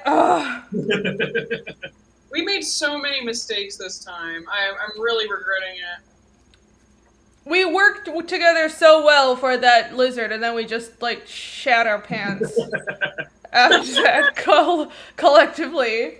Alright, so maybe while Ivan figures out his internet connection, guys, we'll just leave it at that, and we'll skip on to the next turn. He's essentially separated from everybody anyway. So Okay. we'll get back to that in a second. So let's this roll back fucking onto the left for now. Alright, here we are. Okay, He's Gillard. He's back. Yeah, Gillard, you are surrounded by the bats. Take that one. Can you hear me now? Yeah, we went to the other people. Yeah, Ivan. We'll get back to your turn. Just to not lose momentum, we're gonna go for the rest. Okay? We'll get back. Oof. All right. Does he remember? I don't recall. Okay. Did Mr. Sporling's little pew pew thing? Did it is an area effect? Does Gillard need to get out of the way? The little seed impacts against an area and then does a shockwave sound. Oh, okay. So he needs to get the fuck out of the way. All right, let's do that. He is going to whoop then and get ready to close the door when Mr. Sporling comes through. Okay. Oh, just a reminder. Gillard, I forget. Did you drink your second fire belly, or do you just have it? He just took it out. Okay, cool. Just check it. All right. So ready to action. You just shut the door. All right. Gillard, as you move out of the way, Mr. Sporling shoots his little seed onto the floor. Wow, that is a 20 on the attack. Yes! Yeah! It impacts against the floor. The shockwave goes off on the area of the bats, and now the bats have to do a fort save. Come on! So, please. Let's see. Please. Whoop, that fell off onto the... Ah! This is... Okay, and let's see, Mr. Sporling's DC for his little beard is like in my nose and shit. Alright, the little shockwave impacts against the bats. It's like you see them just almost create a little circle around it. As the swarm once again reconstitutes itself, it keeps swirling around. They barely pass the DC of his little pellets. No! Alright, that is Gillard. Going off onto Acadia. What do you do, Acadia? First, I'll say to Mr. Sporling, I'll say, come on, get in here, Mr. Sporling. I think they wish to us to join them. All right, Mr. Sporling just effusively nods, but gives it one last glance onto the swarm and tries to shoot an additional little pellet at there. Oh, he has the Ooh. He made a oh, yeah. ready to action. It was a ready to action. Yes. All right, Mr. Sporling hits the side of the rock. Yes. And you guys are going to once again do a fort save against it. Please fail. Please. The shockwave impacts against it, and the bats start dispersing.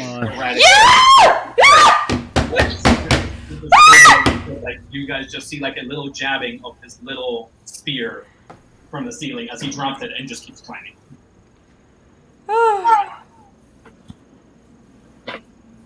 Whew, Gillard closes the door. I mean, it doesn't really matter at this point, but... But yeah, just as you do this, do you see the bats just dispersing and flying? Whew. I'm sorry. He's bleeding all over. There's like bat bites all over him. Oh, this is not good. Acadia, so you said that, Acadia. Mr. Sporling followed your instructions. What do you actually do with your turn? Well, I guess we don't need the bed sheets now, right? I mean, the whip is gone. We still do. The whip also, okay. Yeah. I guess I'll, Mr. Sporling has the whip with it, right? I guess I'll start helping with the bed sheets. I think we could still use bed sheets because, well, 10 feet isn't up for it to get up. But what I'm thinking is because we all suck at climbing, let's use the bed sheet to tie us to the whip, and then Mr. Sporling can or somehow we can hoist ourselves up better if we tie ourselves to the whip. You see what I mean? So we don't fall. All right, Balina will just pipe in on that. That will make it a lot more secure. Just relies on weight, and Ms. Bilgra and Arcadia will do great on that. But it does make it so that we are having to use up more time, because each time we do this, we'll have to untie and tie up another person for the swinging. So take that into account. Wait, we're still going with the swinging option? I don't understand why you guys want to swing so much. It sounds like the stupidest idea. It's either that or climbing. Nobody said swinging. Is that not it? Oh, I got it then. Why don't we just climb up the side of the wall I was trying to climb up on? There's no swinging you need to involve in. It's just climbing up, and then you're up there. I guess so. All right. Well, that sounds fair. Either that or we climb up the stairwell. I guess my point is still just the tying and untying will still take an additional amount of time as everybody tries to get up in there. Just that's all I'm trying to remind everybody. Well, we'll do what we have to. All right. It seems to be the only way. Okay. So once again, Acadia. So you said that you go over and get the sheets from Bilgra to go and tie them up with Mr. Sporling. Everyone stay close. I've still got one more channel left, and we're all bleeding again. Oh, I need it. Yeah. So again, okay. What do you actually do with your turn then? Yeah, I guess I'll do what you were saying there. Get the bed sheets to give for Mr. Sporling. Okay. All right. Go over Bilgra, get those, and head back here next to Mr. Sporling to tie them up. All right. Got that from Acadia. And Ivan. So your connection is stable enough that I can give you a description, right? Oh no. Yes, please. It's just okay. I can give you will finally, and I guess it's not that. Okay, all right. So it's just a bit of delay. All right, here we go. All right. So going back to Lothar, I'll assume that you heard like half of what I said. So sorry. Lothar, like we said. We see. Okay, yeah. There's a bunch of railings over here, and I see that the door is chipped away, and I see part of the inner room. Okay. That's what I got. Not chipped away. The whole gate of the door is empty, as the actual wooden doors have been just broken down into splinters at your feet. What used to be doors are now just jagged pieces of wood on the floor. All right. And as you see inwards, you see a red carpet, completely clean, leading off into a stone throne. Above the heading of it, almost looking back at you, a bony spinal cord extends out with the face of an elongated, almost pterodactyl-looking skull looking back at you. Its beak sharpened up to a blade. And it starts shifting around as from the what do you call it? Like the hand rests, the arm rest? Yeah. Like the stone arm from the side of the right arm rest shifts what looks like an armored shoulder, and a full-grown troglodyte with an eerie yellow stare looks back at you. What looked like the spinal cord of a skeletal creature presents itself to be a eerie-looking bone scythe on his back. The clacking of the bone moves on as it shifts from resting on its back onto the creature's hand. And you hear the slithery voice of this creature talking to you in Draconic. Just one at a time. Glad that you could make it. Well, as there was a bunch of expectations from your lads out there. And as you open your mouth up, Lothar, to put forth your bravado to this creature, you are welcomed with the noxious stink of this creature. Please move forward. Oh shit, Lothar! Again, poison. Again. Oh, the opposite of what I was trying to say. Oh boy, you stink. Oh boy. What'd you get on that fort save, man? Haven't done it. Okay. Why Here not? we go. Here we go. 42. Come on. Okay, that's 12, 14, 15, that's 16. 16. All right. Lothar, you withstand the noxious, poisonous smell from this creature's scales. Good job. As it stink goes through onto you, and you just lightly cough on there, still trying to maintain your position. You see two other young troglodytes standing side by this thing as their stench reaches you. 2 more fort saves, please. Come Oh on. god. You can do this. Shit. Ah! There's 17 and one total, and the other one is 15. 15. All right. Lothar, you withstand the stench of the 3 creatures. You're smelled enough of you to. Oh goddamn! Yeah, still it stinks, but I can manage. your vision fuzzied temporarily just by the sheer amount of stench in the whole area. Clears up as you continue to see the stone path and the red carpet extend further into the center of the tower. There you see the large crack on the floor that has been created previously. A precipice down to the bottom of the entire 5-story tower. Okay, so this is supposed to have the stairs, right? Yeah. And as you continue to see, the far end of that quasi-hallway of the platform leads off into seeing a large, heavy reptile with pale as a ghost scales. Huh. Oh, we're dead. We're dead. Yeah. Oh, you can see around the sides too. Yeah, I'm just trying to give information like bit by bit.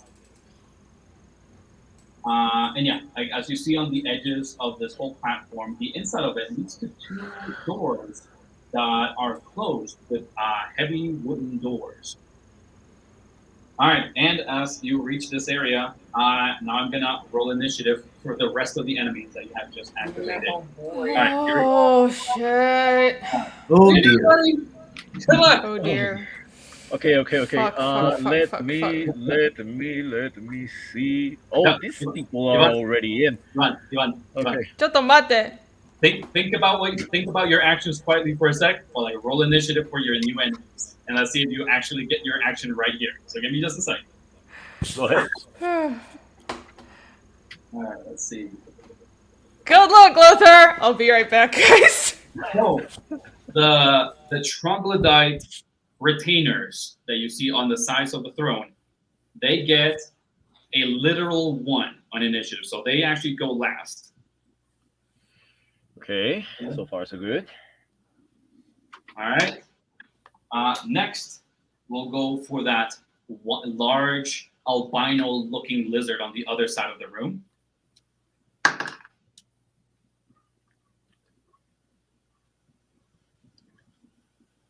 That one gets a 21 on initiative.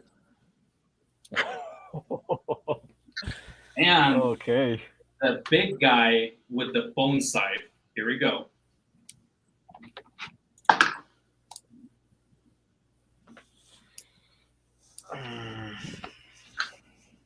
He gets a 10 on initiative. And oh right, Lothar, remind me, what is your Dex modifier? Because you also got a Dex 10. modifier. Dex modifier is 4. 4. All right, let's see. All right, you do manage to go before him. Hey, quick question. Are you bleeding? No. He's not. You guys took the bleed while he was climbing up. Okay. One less problem to worry about. Okay, so let's see here. So obviously the large albino lizard is the first one to actually move here. Let's see, what is the speed here? Okay, the thing starts waddling to the side. as it's making its way across the platform. You can see from my read screen, you can see its tail just poking just right out of my avatar's head as it's making its way across the platform. And Lothar, you are next in initiative. Your enemies are clear. The creature with the scythe is brandishing its scythe, but it's still gaining cover from its large stone throne. You have your turn right now. What do you do? Okay. Yeah, I guess that I have. What should I do? What should I do? What should I do? I mean, I should take the opportunity out to shoot, but I want to funnel them. Reminder, Lothar. When climbing, you did not have your weapons out. So yeah, I did not have my weapons. You don't have any weapons out. So just a heads up. Okay. I guess that I'll put both my weapons, the pistol and the sword, since I don't have detriments for wielding both. All right. You don't have a detriment for wielding both. You have a detriment for using both at the same time in a round. At the same time. Okay. All right. First action, and I really hope that they hear me. Wait, just a sec, Lothar. Sorry to keep interrupting you, but you said that you pull out each of your weapons. That is one action each to do that. So that is your. Is that what you want to do? I do want to put some distance, especially with the big guy. Remember, you can also move and pull out a weapon at the same time as one action. Yeah, because you're the only one with BAB1 on the team. So you actually have the exclusive ability to do that from the team. Yeah, I do want to put some distance between this guy. Well, I guess you'll have to follow me then. I'll move towards the south. Okay, so remember, just a reminder, Ivan, I'm asking you. You didn't answer me. You said at the first you said that you pull out both of your weapons. What do you actually do? Do you just I'm gonna put out the pistol first. While I move myself towards the south at the speed of 40.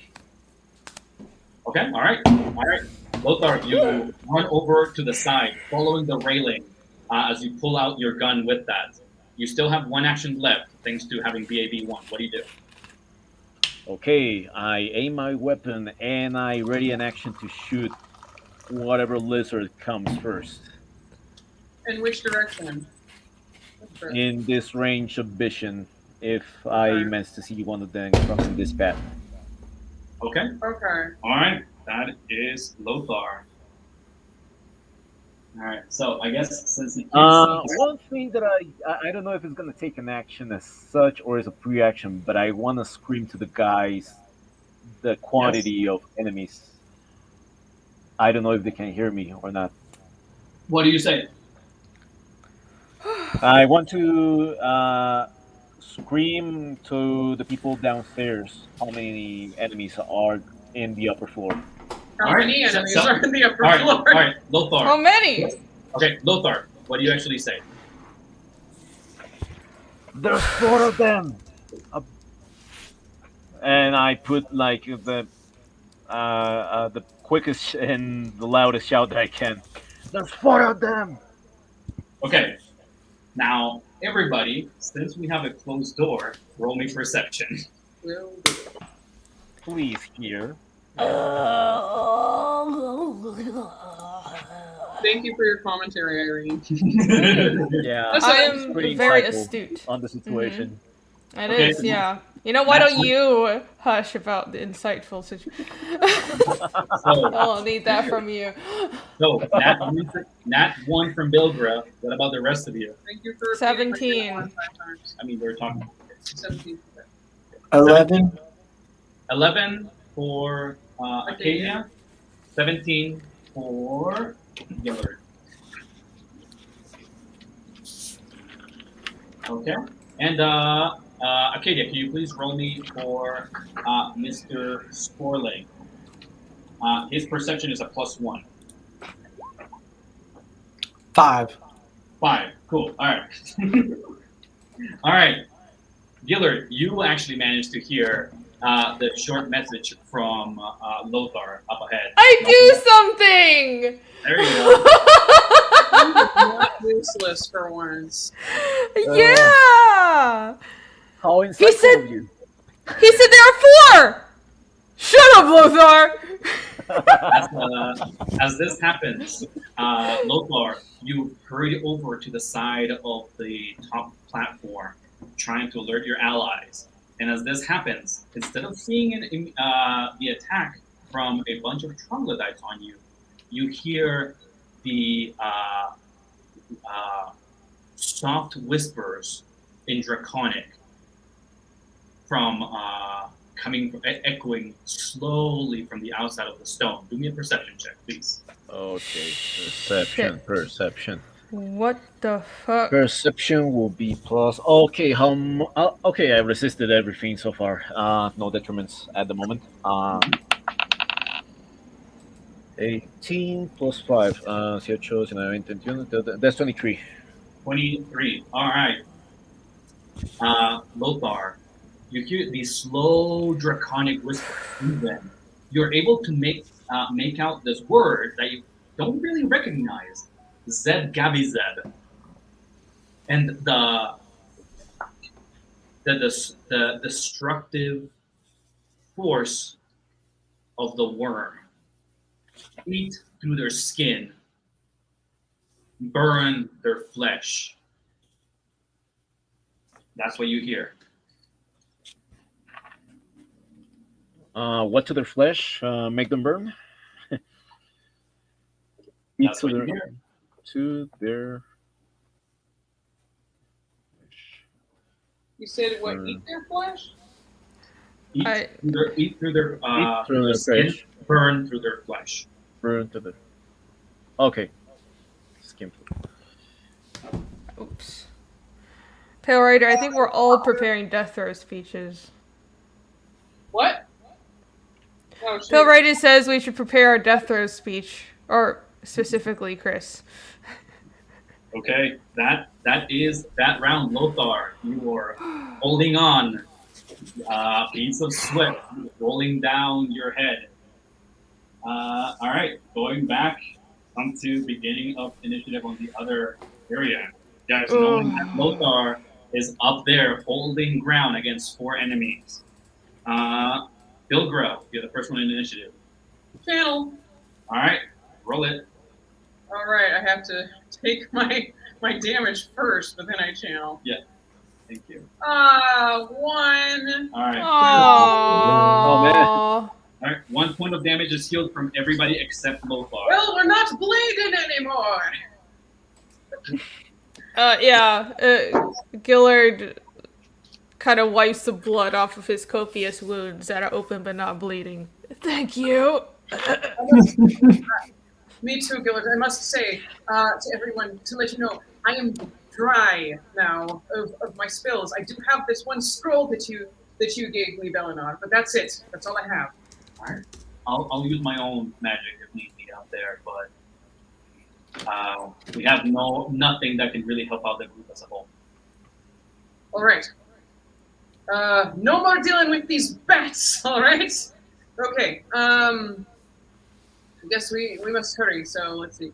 5, 10, 15, 20, 25, and I guess she'll get to the door. I don't really know what to do about this lizard. Are we going through the central staircase or out the side? Well, you think that one bed sheet is gonna allow us to climb up to the other story? Yeah, that's only 5 feet. All right. We're going through there. I don't know. I'll just give up all my rations. I have more rations. All right. Seems to like mine. We might as well hand them over. Mr. Arcadia, can you handle that, or should we hand it over to your assistants here? Do what? Well, we're trying to bait that creature on the other side of the room so that we can actually get those bed sheets. Should we make you the bait or your assistant? Either one of you seems supple enough for that creature. I shall be the bait. I can't let my my wonderful Mr. Sporling do all the work. Well, you heard him, Gillard. So Bilgra. So you just move over next to the door, right? Yeah. All right, that is Bilgra. Next up, Irene, if you can help me, we are going over to Lothar back again. Now that the initiative is not messed up. Okay. Oh boy. Here we go. All right, Lothar, what do you do? Okay. Nobody is still. I want to do a perception check if I hear steps coming from this direction. All right, roll that perception. Okay, perception is +5. Here we go. That is 15. That's 18 total. 18. It mostly seems quiet right now, Lothar, but then you hear not necessarily footsteps, but something dragging, something rough, just dragging through the floor, getting closer and closer to you from that side. Pyramid Head, is that you? So, what do you do, Lothar? I begin to take more distance. I'll make them waste as much time as possible. Right. And go towards here, this corner. Remember, you have 40 feet speed on normal speed. So, you can move your character. Okay, damn it. Hail Rider says, "Are y'all using real dice or a dice set? Because there's no way people roll this bad. We're rolling. Everyone except Lothar is rolling on D20, so blame D20. Look, I see two nat ones in a row. Nice. I mean, one of them was the lizard, to be fair, and it hasted Lothar. So Those are both mine. yeah. But I will say, Pale Rider, this is actually pretty par for the course for me, if not a little bit better than usual. So Yeah, this is normal. This for me, little guy is quite reliable. I mean, I've rolled a it doesn't couple let me ones down. already. So. All right, Lothar. That is Lothar. You moved 30 feet over on the corner. On there, you see yet another closed, thick wooden door, followed by the railing down below.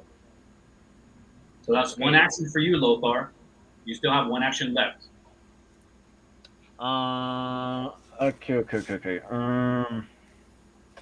It's close. I mean, do I see that it's close, or did I feel that it's close? I think that I just see. Can I check if it's completely close? Yeah. You can use your action to just kind of try out the door. You want to use that? There you are. Yeah, but I kind of want to do it in a stealthy way. I mean, to not drag them. I know that they already see me, but I don't want to drag attention to that specific point. Sure. Door. All right. Roll me a stealth check. All right. Stealth is +4. Here we go. That's 15 total. 15 stealth. All right. All right, Lothar. You try and quietly just extend out your hand as you try out the door. The door seems locked to you. Good and bad at the same time. Okay, we can go over that. All right, that is your turn. Yeah, Unless you want to use free actions or say something, that is your turn. Maybe I just wanted to check if there were steps near me, or near that door. You already used your perception check. yeah, All you've heard is this dragging so far, but you're keeping your ears open. I'll let you know if you hear something else. By the way, as a quick aside to the chat, thank you for trying to put the blame on our program D20. But no, honestly, a lot of this has just been players. You're too kind to us. I do gotta say, the engine of D20 is very cruel. We played other games and it's like completely botched. I mean, No, I think it's pretty. Those 2 ones from Vilgra, dude.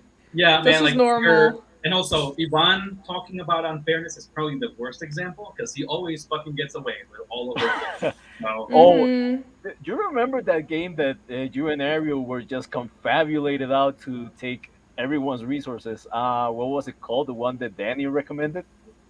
What? Catan. The one that Well, yeah, but that was not roles. That was also just choices. But anyway, let's not cut down because we're really. We ain't gonna fight about Catan. Yeah, we'll do that later, guys. We're really short on time. Let's try and get as much content as we can. Sorry. All right. So That's true. that was Lothar. Gillard, you are up next. Back onto the left platform. Alrighty, we are back here. Fuck. So we're back. Gillard will give you. Okay, you should still have one more ration because he gave you 2 last time. He's gonna give you another ration. He dropped both. He dropped both? Yeah. I did? That's what I remember. You said I dropped the rations, plural, but correct me if I'm wrong, Chris. I thought I was just dropping the one I had in my hand. Okay, all right. Let's assume that you dropped one of the ones that you had in your hand. You still have the other. All right. So he has one. Alright, he gives you 2 more. That's all he has. All righty. So handing those out. That is Gillard. All right. And he'll also move. He'll move next to Bilger. Well, that's pulling out and handing. So that's 2 actions. Okay. All right. All right. Lothar, you start hearing more whispers coming off. And just unintelligible words. But clearly, these are, even though it's draconic, you understand that this is draconic, but you don't know these words. It sounds like an incantation, even though you don't know what it means. As you've been trying to keep your ears out for this. Okay, so far. All right. And we go over to Acadia. You're up. Alrighty. Let's see, I got 15, 5, 10. So I can make it to the door, right? And it would take another action to open it. But then if I open it, you have Mr. Sporling to help you out if you instruct him to help you out with stuff. Yeah. So. Yeah, I'll say, Mr. Sporling, be a good man, and would you get the door for me? Right away, sir. He rushes over, planting over the water, having dropped himself onto the floor, and from there, opens up the door for Acadia. He drops onto the floor? Mm-hmm. Why? Because he was fine. Oh. Alright, okay. Alright, Acadia, and now you have your round. What do you do? Okay, and I'm just going to kind of, so I've got the rations in my hand that she gave me. Mm-hmm. So then I'm just going to run, let's see, how much does running increase my movement, like range? It does. It essentially doubles your base speed. But if you run, you can't do anything but move during that turn. That's how that works. Is there a rule about running in straight lines? Or? No, okay. That's just for charging. Alright. Okay, so could then just a heads up. Okay, so the drawback is you both cannot do anything else but move when you run, and while doing so, because you're hurrying and not paying attention to your defense, you lose your dex to AC until next turn. Okay. Well, I got to get into the room, so yeah, I guess I'll run. Can I run to here then? I mean, 15 feet will just get you on the other side of the door. That is more than his base speed. So yeah, you can get there if you run. Okay, yeah. So I'll just move actions. No, the move actually still goes over. No. Oh no, right. First diagonal, right. So you can actually move more if you want to. From there, do you want to move more, Acadia? Well, no, I guess not. That would get me out of the. That would get him out of their way, right? So. Okay. Well, there you go. Like actually, that's just move actions. You don't need to run. You don't need to worsen your AC. You okay with just moving normally? Okay. Yeah, let's do that then. Okay. Alrighty. That is Acadia. And I'm just waving my hands around with the rations again. I'm like, come. All right. Feeding time, little lizard. All right. Little lizard goes running off. Let's see. Maybe we should draw him into the next room. Yeah. As the little lizard just goes all around the bed, you just stand next to Acadia as you see him just lower his head and just start wagging his tail above it. Oh, this thing's so cute. Cute, deadly little lizard. All right, so that is Acadia. The Belinar. best cat. Belinar just rushes in and 20. And from there, just like stomps and just holds over an action, waiting for that lizard to move out of the way to not incur attacks from it. And let's see here.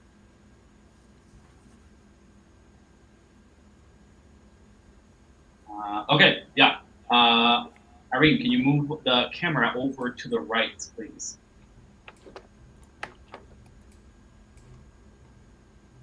As Lothar, you start hearing the scaly pacing of two troglodytes as they rush over. One of them rushing over on this side, and the next one on the opposite. Ah! Damn it. Okay, yeah, I knew it. Shit. That is what's happening over there. Oh my god. That is dude. what's Oh happening there. no, we need to hurry. That's what you got that acrobatics for, man. All right. Yeah. Now, Yeah. they use up their whole turn just getting there, right next to Lothar. So let's go back onto the left as we let Lothar just sweat a little bit. Shit. And on that, the little lizard starts hopping around Acadia as he's gonna try and jump out and take the ration from Acadia. Jeez, this fat lizard. Acadia, this is a 21 versus your CMD. Does that hit? Yeah, I got 12. Well, all right. The little lizard just jumps up, just tears away the cooked meat, and then just hops off onto one of the beds as it just continues to nibble on that meat. Belinar, having saved an action, just tiptoes around that whole situation. And tries to get close to the other bed sheets with his action. That is that. And let me get here real quick. Such an energetic little boy.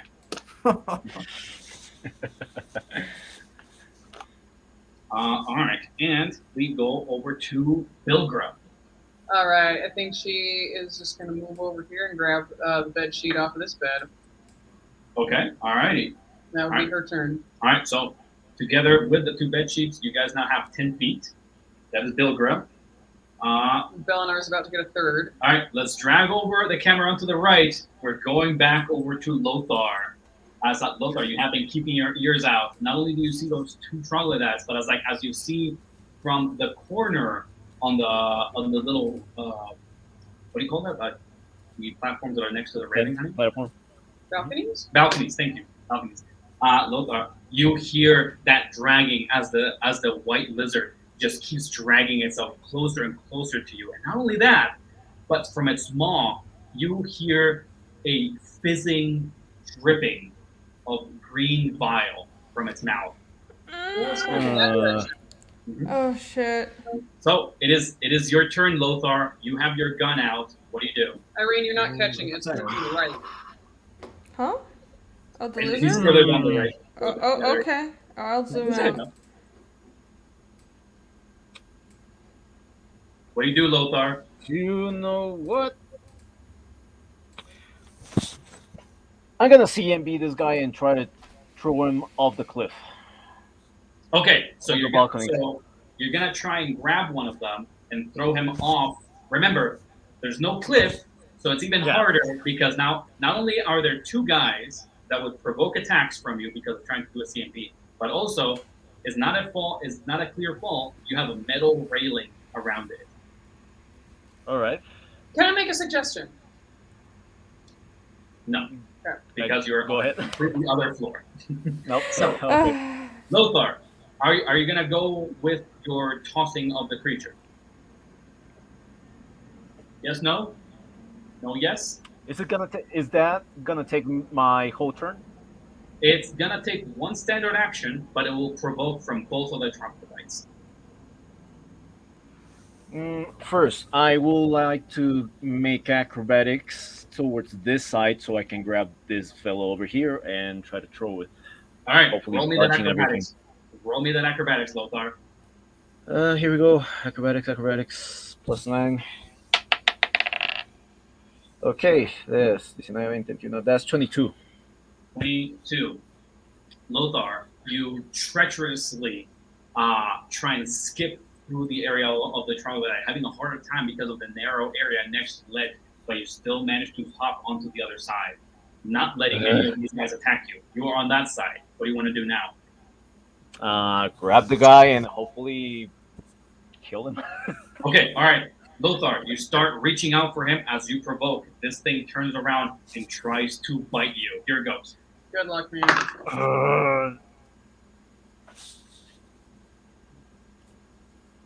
All right, that is only a 10 versus AC. Completely misses you. None. So now, Oh! Lothar, roll me a CMB. Whew. This is gonna be interesting. CMB is +4. Here we go. See, what we're doing wrong is we haven't been playing like we want to throw our lives away. Embrace the danger, Irene. Embrace Oh yeah. I have other characters that can. Lothar, what did you get? This is it, the 17. 17. That's pretty good. Okay, Lothar, you grab onto the troglodyte, and the stink of its skin just burning your nostrils as you try and you just drop your gun onto the floor to be able to use both of your hands, and you just shove him onto the side, onto the railing. And now this guy is going to try and do a reflex save thanks to the railing to not fall. Here we go. Come on.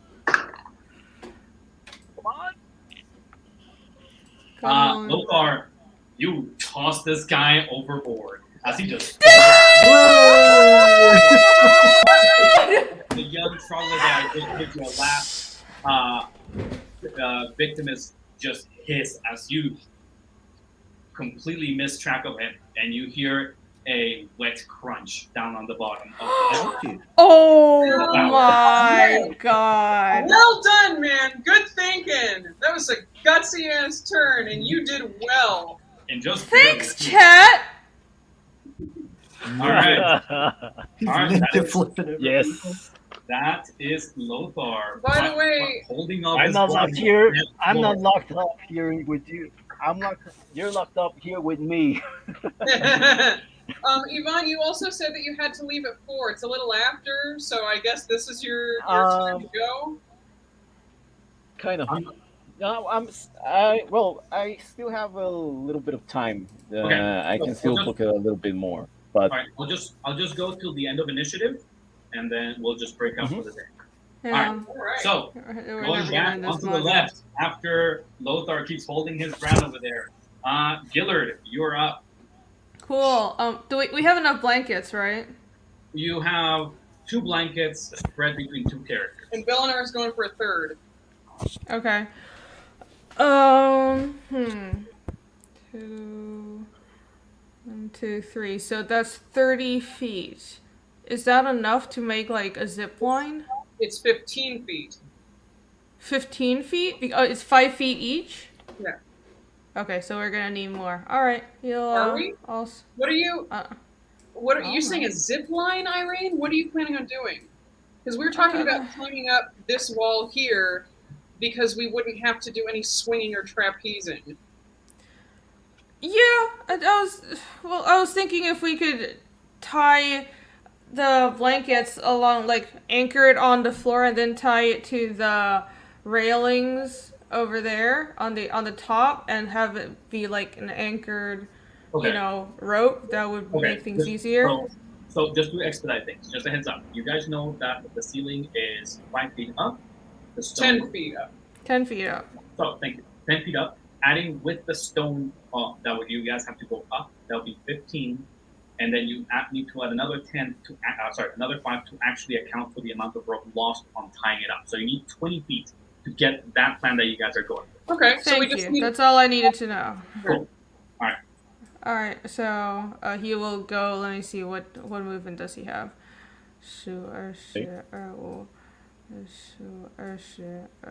He will just keep on, I guess, moving. Oh fuck! No, he'll move over. I'm sorry, I don't know how to use D20. He'll move over to one of these beds. Okay, so it looks like you use your first action to kind of get in. Your second action to like climb over the beds. Yeah, so he just moves there. That's his full action. All right. Looks good. Since that would be all of your move to just get there, Gillard, I'm going to ask you for an acrobatics to just hop over the bed, please. Because you're going pretty Watch fast. me trip on my face. Time to look cool, Gillard. That never happens.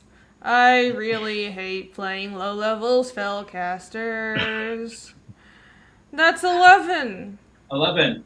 Gillard, you make your way just running through the top dungeon of this. You pass by Bilgrad, by Acadia, and you hop over the bed, only to hit your head against the stone and just fall prone on the other side. Good game, guys. Gillard, are you all right? I'm fine. All right, so Gillard is on the floor. All right. I hate this so much. She says now that we're actually not dying. You're just And dealing then with she one leaves. lizard. I'm dealing with 3. It's not a competition. I want to be useful in general.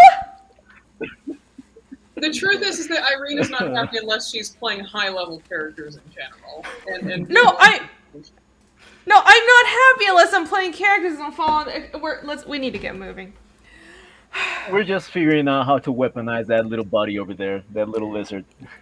You guys have to know I usually don't play spellcasters, and it's very difficult for me to play this. I like playing melee.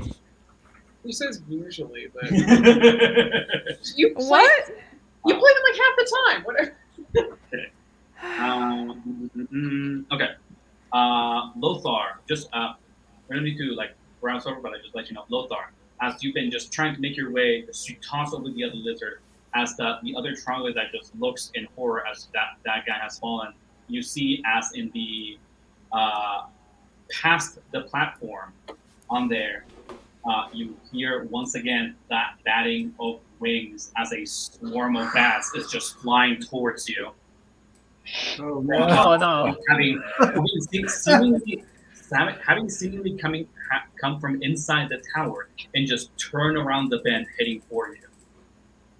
Hey, Graham, he's close to this troglodyte. Yep. Stupid There's bats. enough blood downstairs. All right. So, Gillard, and going back onto the left with Acadia. So did he take the whole ration I had in my hand? Yes. Okay. Yes, So I he's think that's the nibbling on it in the corner. Okay. And you have one hand full with one of the sheets, right? Or is it Bilger that grabbed that sheet? Bilger grabbed the sheet. Okay. Right. So Acadia just has that one of the sheets that he had grabbed from the other time. So now you have one hand free. What do you do, Acadia? Well, I guess my job's done. He's not bothering nobody. But I guess I should. Well, no. I guess I can wait to give the ration. I guess should I get another bed sheet, or is everybody good on that? You might I think Better be sure than sorry. Let Gillard get the bed sheet. He seems to really want it after he bashed his head. Perception to hear that. All right, quickly, Bilger, give me a stealth. I hear that. All right, Bilger, stealth, Gillard, what is your perception? Hi. Okay, cool. All right, yeah, you hear that. All right. What, Gillard? No, You don't have to pity me. I don't. You're doing great, Gillard. Whatever. Okay. I'll get this bed over here. Okay, so what do you do? Okay. So I guess I'll do my little step over to the lizard. Okay. And let's see. I'm gonna be like, oh yes, look at him, he's so adorable. I think he would make a fine little companion for Mr. Spaulding, and I will try to help to endear him to me. Okay. Maybe all right. So you're gonna try and use your wild empathy in that case if you're trying to actually endear yourself to a creature. All right. So you're trying to approach it and pacify it. You're gonna have to wait all those rounds for that to take effect. So you start going on that. So that is Acadia's turn. Mr. Sporling, seeing this happen, he just rushes over and just next to Acadia, readies an action to help his AC in case things go wrong. All right. Valinar grabs another set of sheets and just tiptoes his way around here. All right, just barely making it to one side of the door. That is his turn.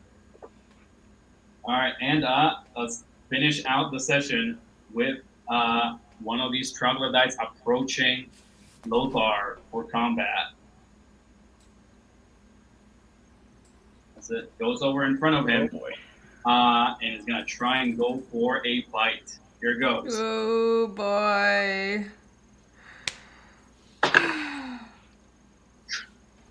All right, Lothar. That is a 6 versus AC. Yeah, you got this, Lothar. Completely missing you. You're gonna solo this entire floor, Lothar. I cannot describe how not worried I am for you. I'm not worried. Not only do I not give a shit, but like literally nothing can touch you. So like, fuck it. Well, let's take our time. The bats be fine. You'll just like, you're just gonna like, I don't know. The big guy. Come on. No. Like, with your luck, he'll like miss every swing from you. You'll just like, oops, accidentally trip him, and he'll also fall over the edge. And then the lizard will become your best friend by accident. It's fine. This is fine. You're gonna get to the top floor and be like, "Oh, how did it go?" And you're just gonna see an army of like lizards and bats just somehow. I soloed 4 enemies, 4 big boss enemies on my own at level 1. It's fine. You get out there. He's just sitting in the corner smoking cigar in a pile of gold. Sitting on the throne. All right. Well, that is it for that session, you guys. That is the end of the mission. Lothar is holding his ground on the boss fight up on the 5th level. Well, everybody else is collecting those bet sheets to go join them. Well, I would say good game, but I'm not mad. No, that was not a good game. it's a great game, everybody. Thank you for tuning in. But yes, good job, Lothar and Mr. Sporling. Everyone else, what is going on? I think it's dodged that sound wave from Irene over here. Okay. You thank your shitty internet that you can't hear my screaming clearly. This is fine. This is fine. Yeah, good game, guys. Good game. All right, and I'll just continue to just quietly just brush away the sweat from my brow, as I haven't needed to really start singing with Valinar, so I can keep practicing for another 2 weeks. Oh, damn it! That's why he made it so hard for us. That's why he's like, you've got the beds and like the entire, you can't even climb up. There's a fucking ceiling there. He's just like stalled. He's like, I know this will take them the entire section. So, you know, he just wants us to forget that he has to sing. So everybody in chat, remember, Nick is supposed to sing for Valinar next time, and we shall not forget.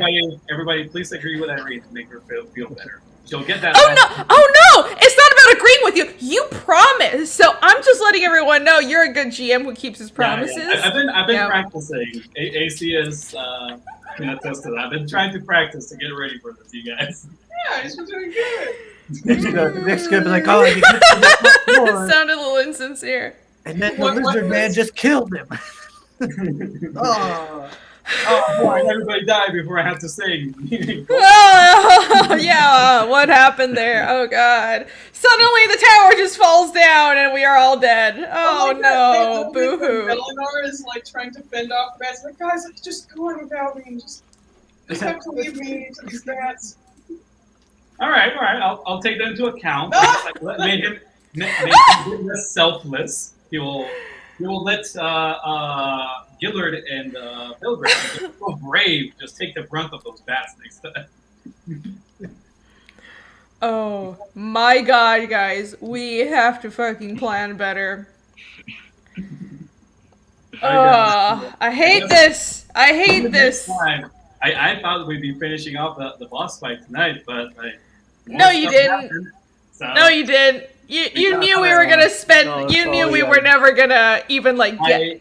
I did not remember about the rope. I was like, oh yeah, but somebody else has rope. Someone prepared some rope, right, guys? We all remember about the rope. Okay, we didn't remember. I know everybody was troglodytes back there. It's not even the rope. Even if we had rope, like we can't climb. Use the rope. Yeah. Well, yeah. Maybe Lothar had the right track of mind on the whole swinging thing. So. By the way, I am sorry. I guess I was putting too much of the blame on Irene. It really was equally both of our faults for forgetting how monkey fish works and climbing works. We should have talked about that. Oh, thank you for not exclusively blaming me. I really appreciate that. Girls, please don't be too hard on yourselves. It was only 2 weeks that you had to think about.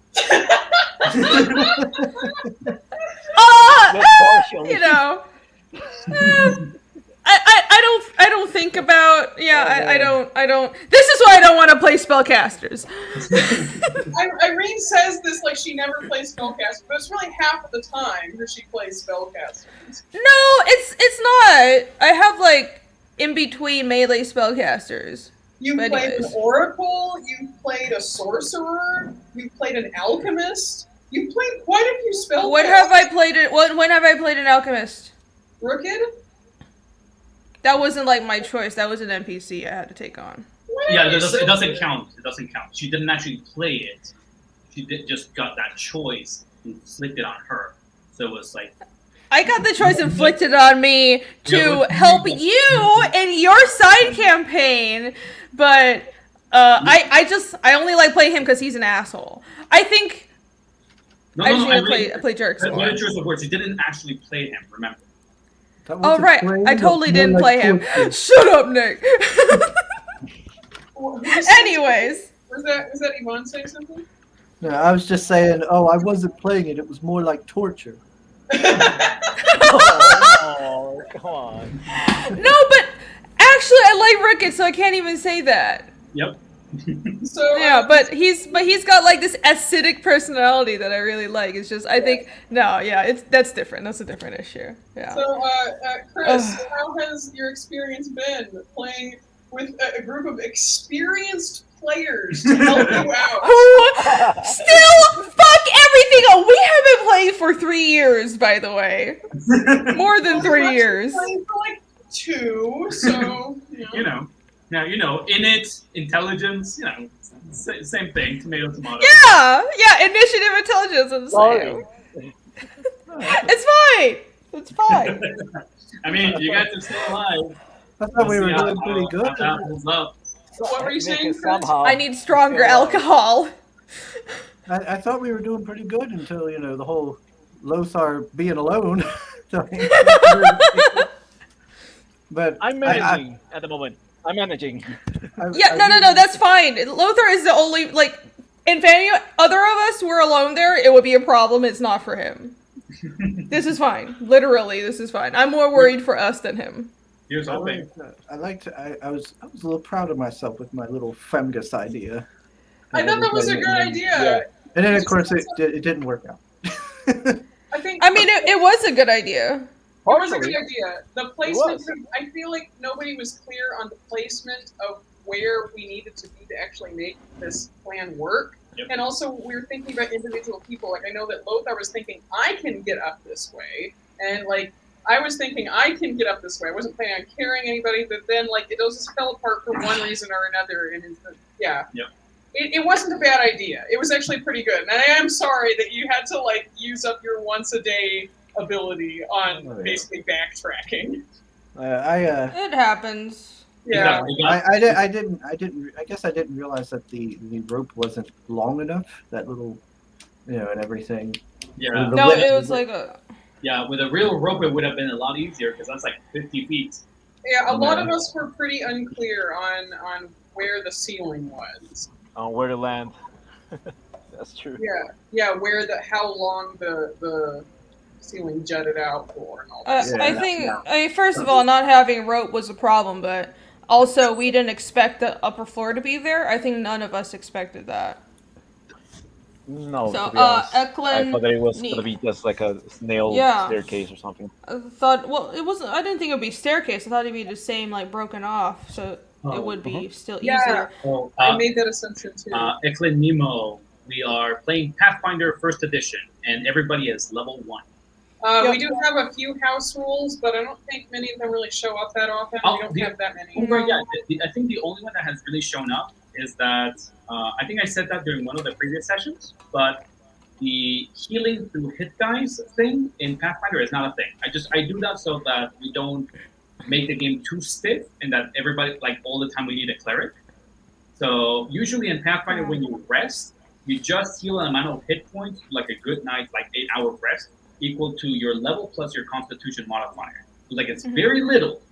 So I give them more healing through that when they rest. But I think that's the only real house rule that we've been using through this game in particular. Yeah, and even when we do have a cleric, we still use that rule because, gosh darn it, we can't really rely on that being enough healing for us. Yeah, we tend to play with almost no or few healers, and also it seems like we really need it. It's really hard to play without. It's a deadly game. Having a healer definitely buffs you up. Like there was not much resting going up, and like you guys actually like covered up those 4 floors. So I think like almost everybody was like almost at full health going on to this. Yeah, and now we're not, and we're out of healing, but that's fine. I hate those bats. I hate them so much. Yeah, I'm more concerned about the bats that from the troglodytes, to be honest. You can. The reason I haven't prepared for, planning for this game, because I've just been preparing to die. You see, that's what's I think you're all the team thinks you could have that. Yeah, I'm so useful, guys. There's nothing else I could do, even if I tried, so. Next game, I'm going to play somebody with a climb speed, who's not just a walking anvil, and I'm going to have just constant fire on me, just like some kind of elemental damage at the ready to go. I think stupid swarms. I think so. We're going to do another one of these modules, and I think I am personally going to. I have been playing out of type. This time, I'm gonna play what I want to play normally. Never again. I was like, I'm gonna do a weak little skinny caster, and like last time it was terrible at first, but this will be fine. No. Well, I'm playing my type next time. What do you say? Weak with 13 strength. I'm just. Listen. I'm here in the corner just jotting down like, stupid barbarians. Bring mind control. No, I'm playing a I will remind you, I have a ranger with 18 intelligence. Yeah, let's see you rolling that next time. Oh, better. Damn it. I'll play an Alphys. You watch me. All right. We should probably get send-offs because we've already extended over to a half hour with just rambling, you guys. Right. Oh yeah. Yvonne might have to go, I guess. But thanks for sticking around. Wait, you've done Ringo. You're right. We're just slowing Lothar down. I don't know what I'm here for. Let's just next time come watch Lothar take on the entire 5th floor on his own. Yeah. That's what we'll be here for. Well, let's see if we can pull that off, or if I die too bad. We'll see. We will see. Yeah. Let us close out. But no, really, despite the fuck ups, good job, guys. Yeah, that was a fun game, everybody. And really tense having Lothar just like climb up in there and just like figure this whole thing by himself. Good on you, Ivan. I'm rooting for you. Man. Yeah. Gravity. You gotta face gravity. It's very nerve wracking, and I'm on the edge of my seat. People liked it. We got like up to many more new viewers than normal. I think it's because of Lothar's antics. Oh, cool! Thanks, everybody. I was like, ooh! I mean, people like it when we're like on the verge of death and there's like crazy shit going on. So no, I know. I was looking. People were tuning in to watch Lothar. There's a poll going on. I want to win it. We should do for what? I don't know. Being the most reckless? The poll of just be the only one to like. I think there's no real poll needed. Yvonne already gets. You want to open a poll? Blessed by Lady Luck enough. So we don't need a poll, Yvonne. He already has enough divine assistance doing all this. So, you're already the coolest. It's okay. We don't need to poll at people for it. All right. You're the coolest, Yvonne. Yes. Let us close out. Our next game when will our next game be? 2 weeks from now? So it will be next year. It will be on the 9th, guys. All right. So it looks like we will finally be fucking wrapping this module up. Oh. Hopefully. Never know. Maybe. You never know. We might just spend a session hopefully climbing again. Or we could fall to our deaths and end it early. That would be nice. Yeah. So join us on the 9th. We'll probably get to the boss in the next Yeah. Okay, all right. Oh, yeah. Okay, so Yvonne, you have to go. The next so episode, we arrive. We arrive to see that Yvonne has already defeated all of the crocodiles. Yeah. You're a DB. Everyone. Yes? What were you saying? Yvonne! We can find Yvonne a Hex Savage because he can't hear what I'm saying. Okay. Sorry. Yeah. I think there's maybe a lag. Yeah, he's lagging as usual. It's fine. I have everybody's socials are in the description. Sorry. Yeah, Nick. there is a lag. Oh, there you go. All right. There you go. So, yeah, I guess just to avoid that. Yes. So, yeah, again, thanks everybody for having joined. That was great. And thanks for the engagement and all that. I know that Irene definitely appreciates that while she makes her channel monetizable. And yeah, I think all of us will be looking forward to seeing how this ends, especially with the party being separated. I guess feel free to make your polls and your bets. You guys might be able to earn some money out of that. Oh yeah! Can I do a poll yet? Okay, I am monetizable. YouTube's been giving me fuckery. So I will look into that and try to be monetized next time. But yes, place your bets, everybody, on who will survive next time. And that should be a good show, alright? Or also Ben, like who dies or who lands the last hit on the everybody. Balls. That could be something fun. Oh, I need to continue my streak of killing bosses! Damn it! Okay. See you guys in 2 weeks then. Thanks everybody. Yes. Thank you guys. Yeah. See you guys next year. I have that pretty set up. I have what set up? I do kill a lot of bosses, but not this time. It'll be Lothar. But yes. It'll be great. Alright, thank you all. I'll see you on the 9th. And before that, of course, join me next Wednesday for another art stream. I'm not sure what I'll be doing. It'll probably be a draw stream, but it'll be a chill, fun before New Year's theme, alright? So thank you once again. You guys are awesome. Hit like and subscribe, and we'll see you in 2022. Yay! Happy New Year's, everybody. Bye! Happy New Year's! Merry Christmas, everybody. Happy New Year.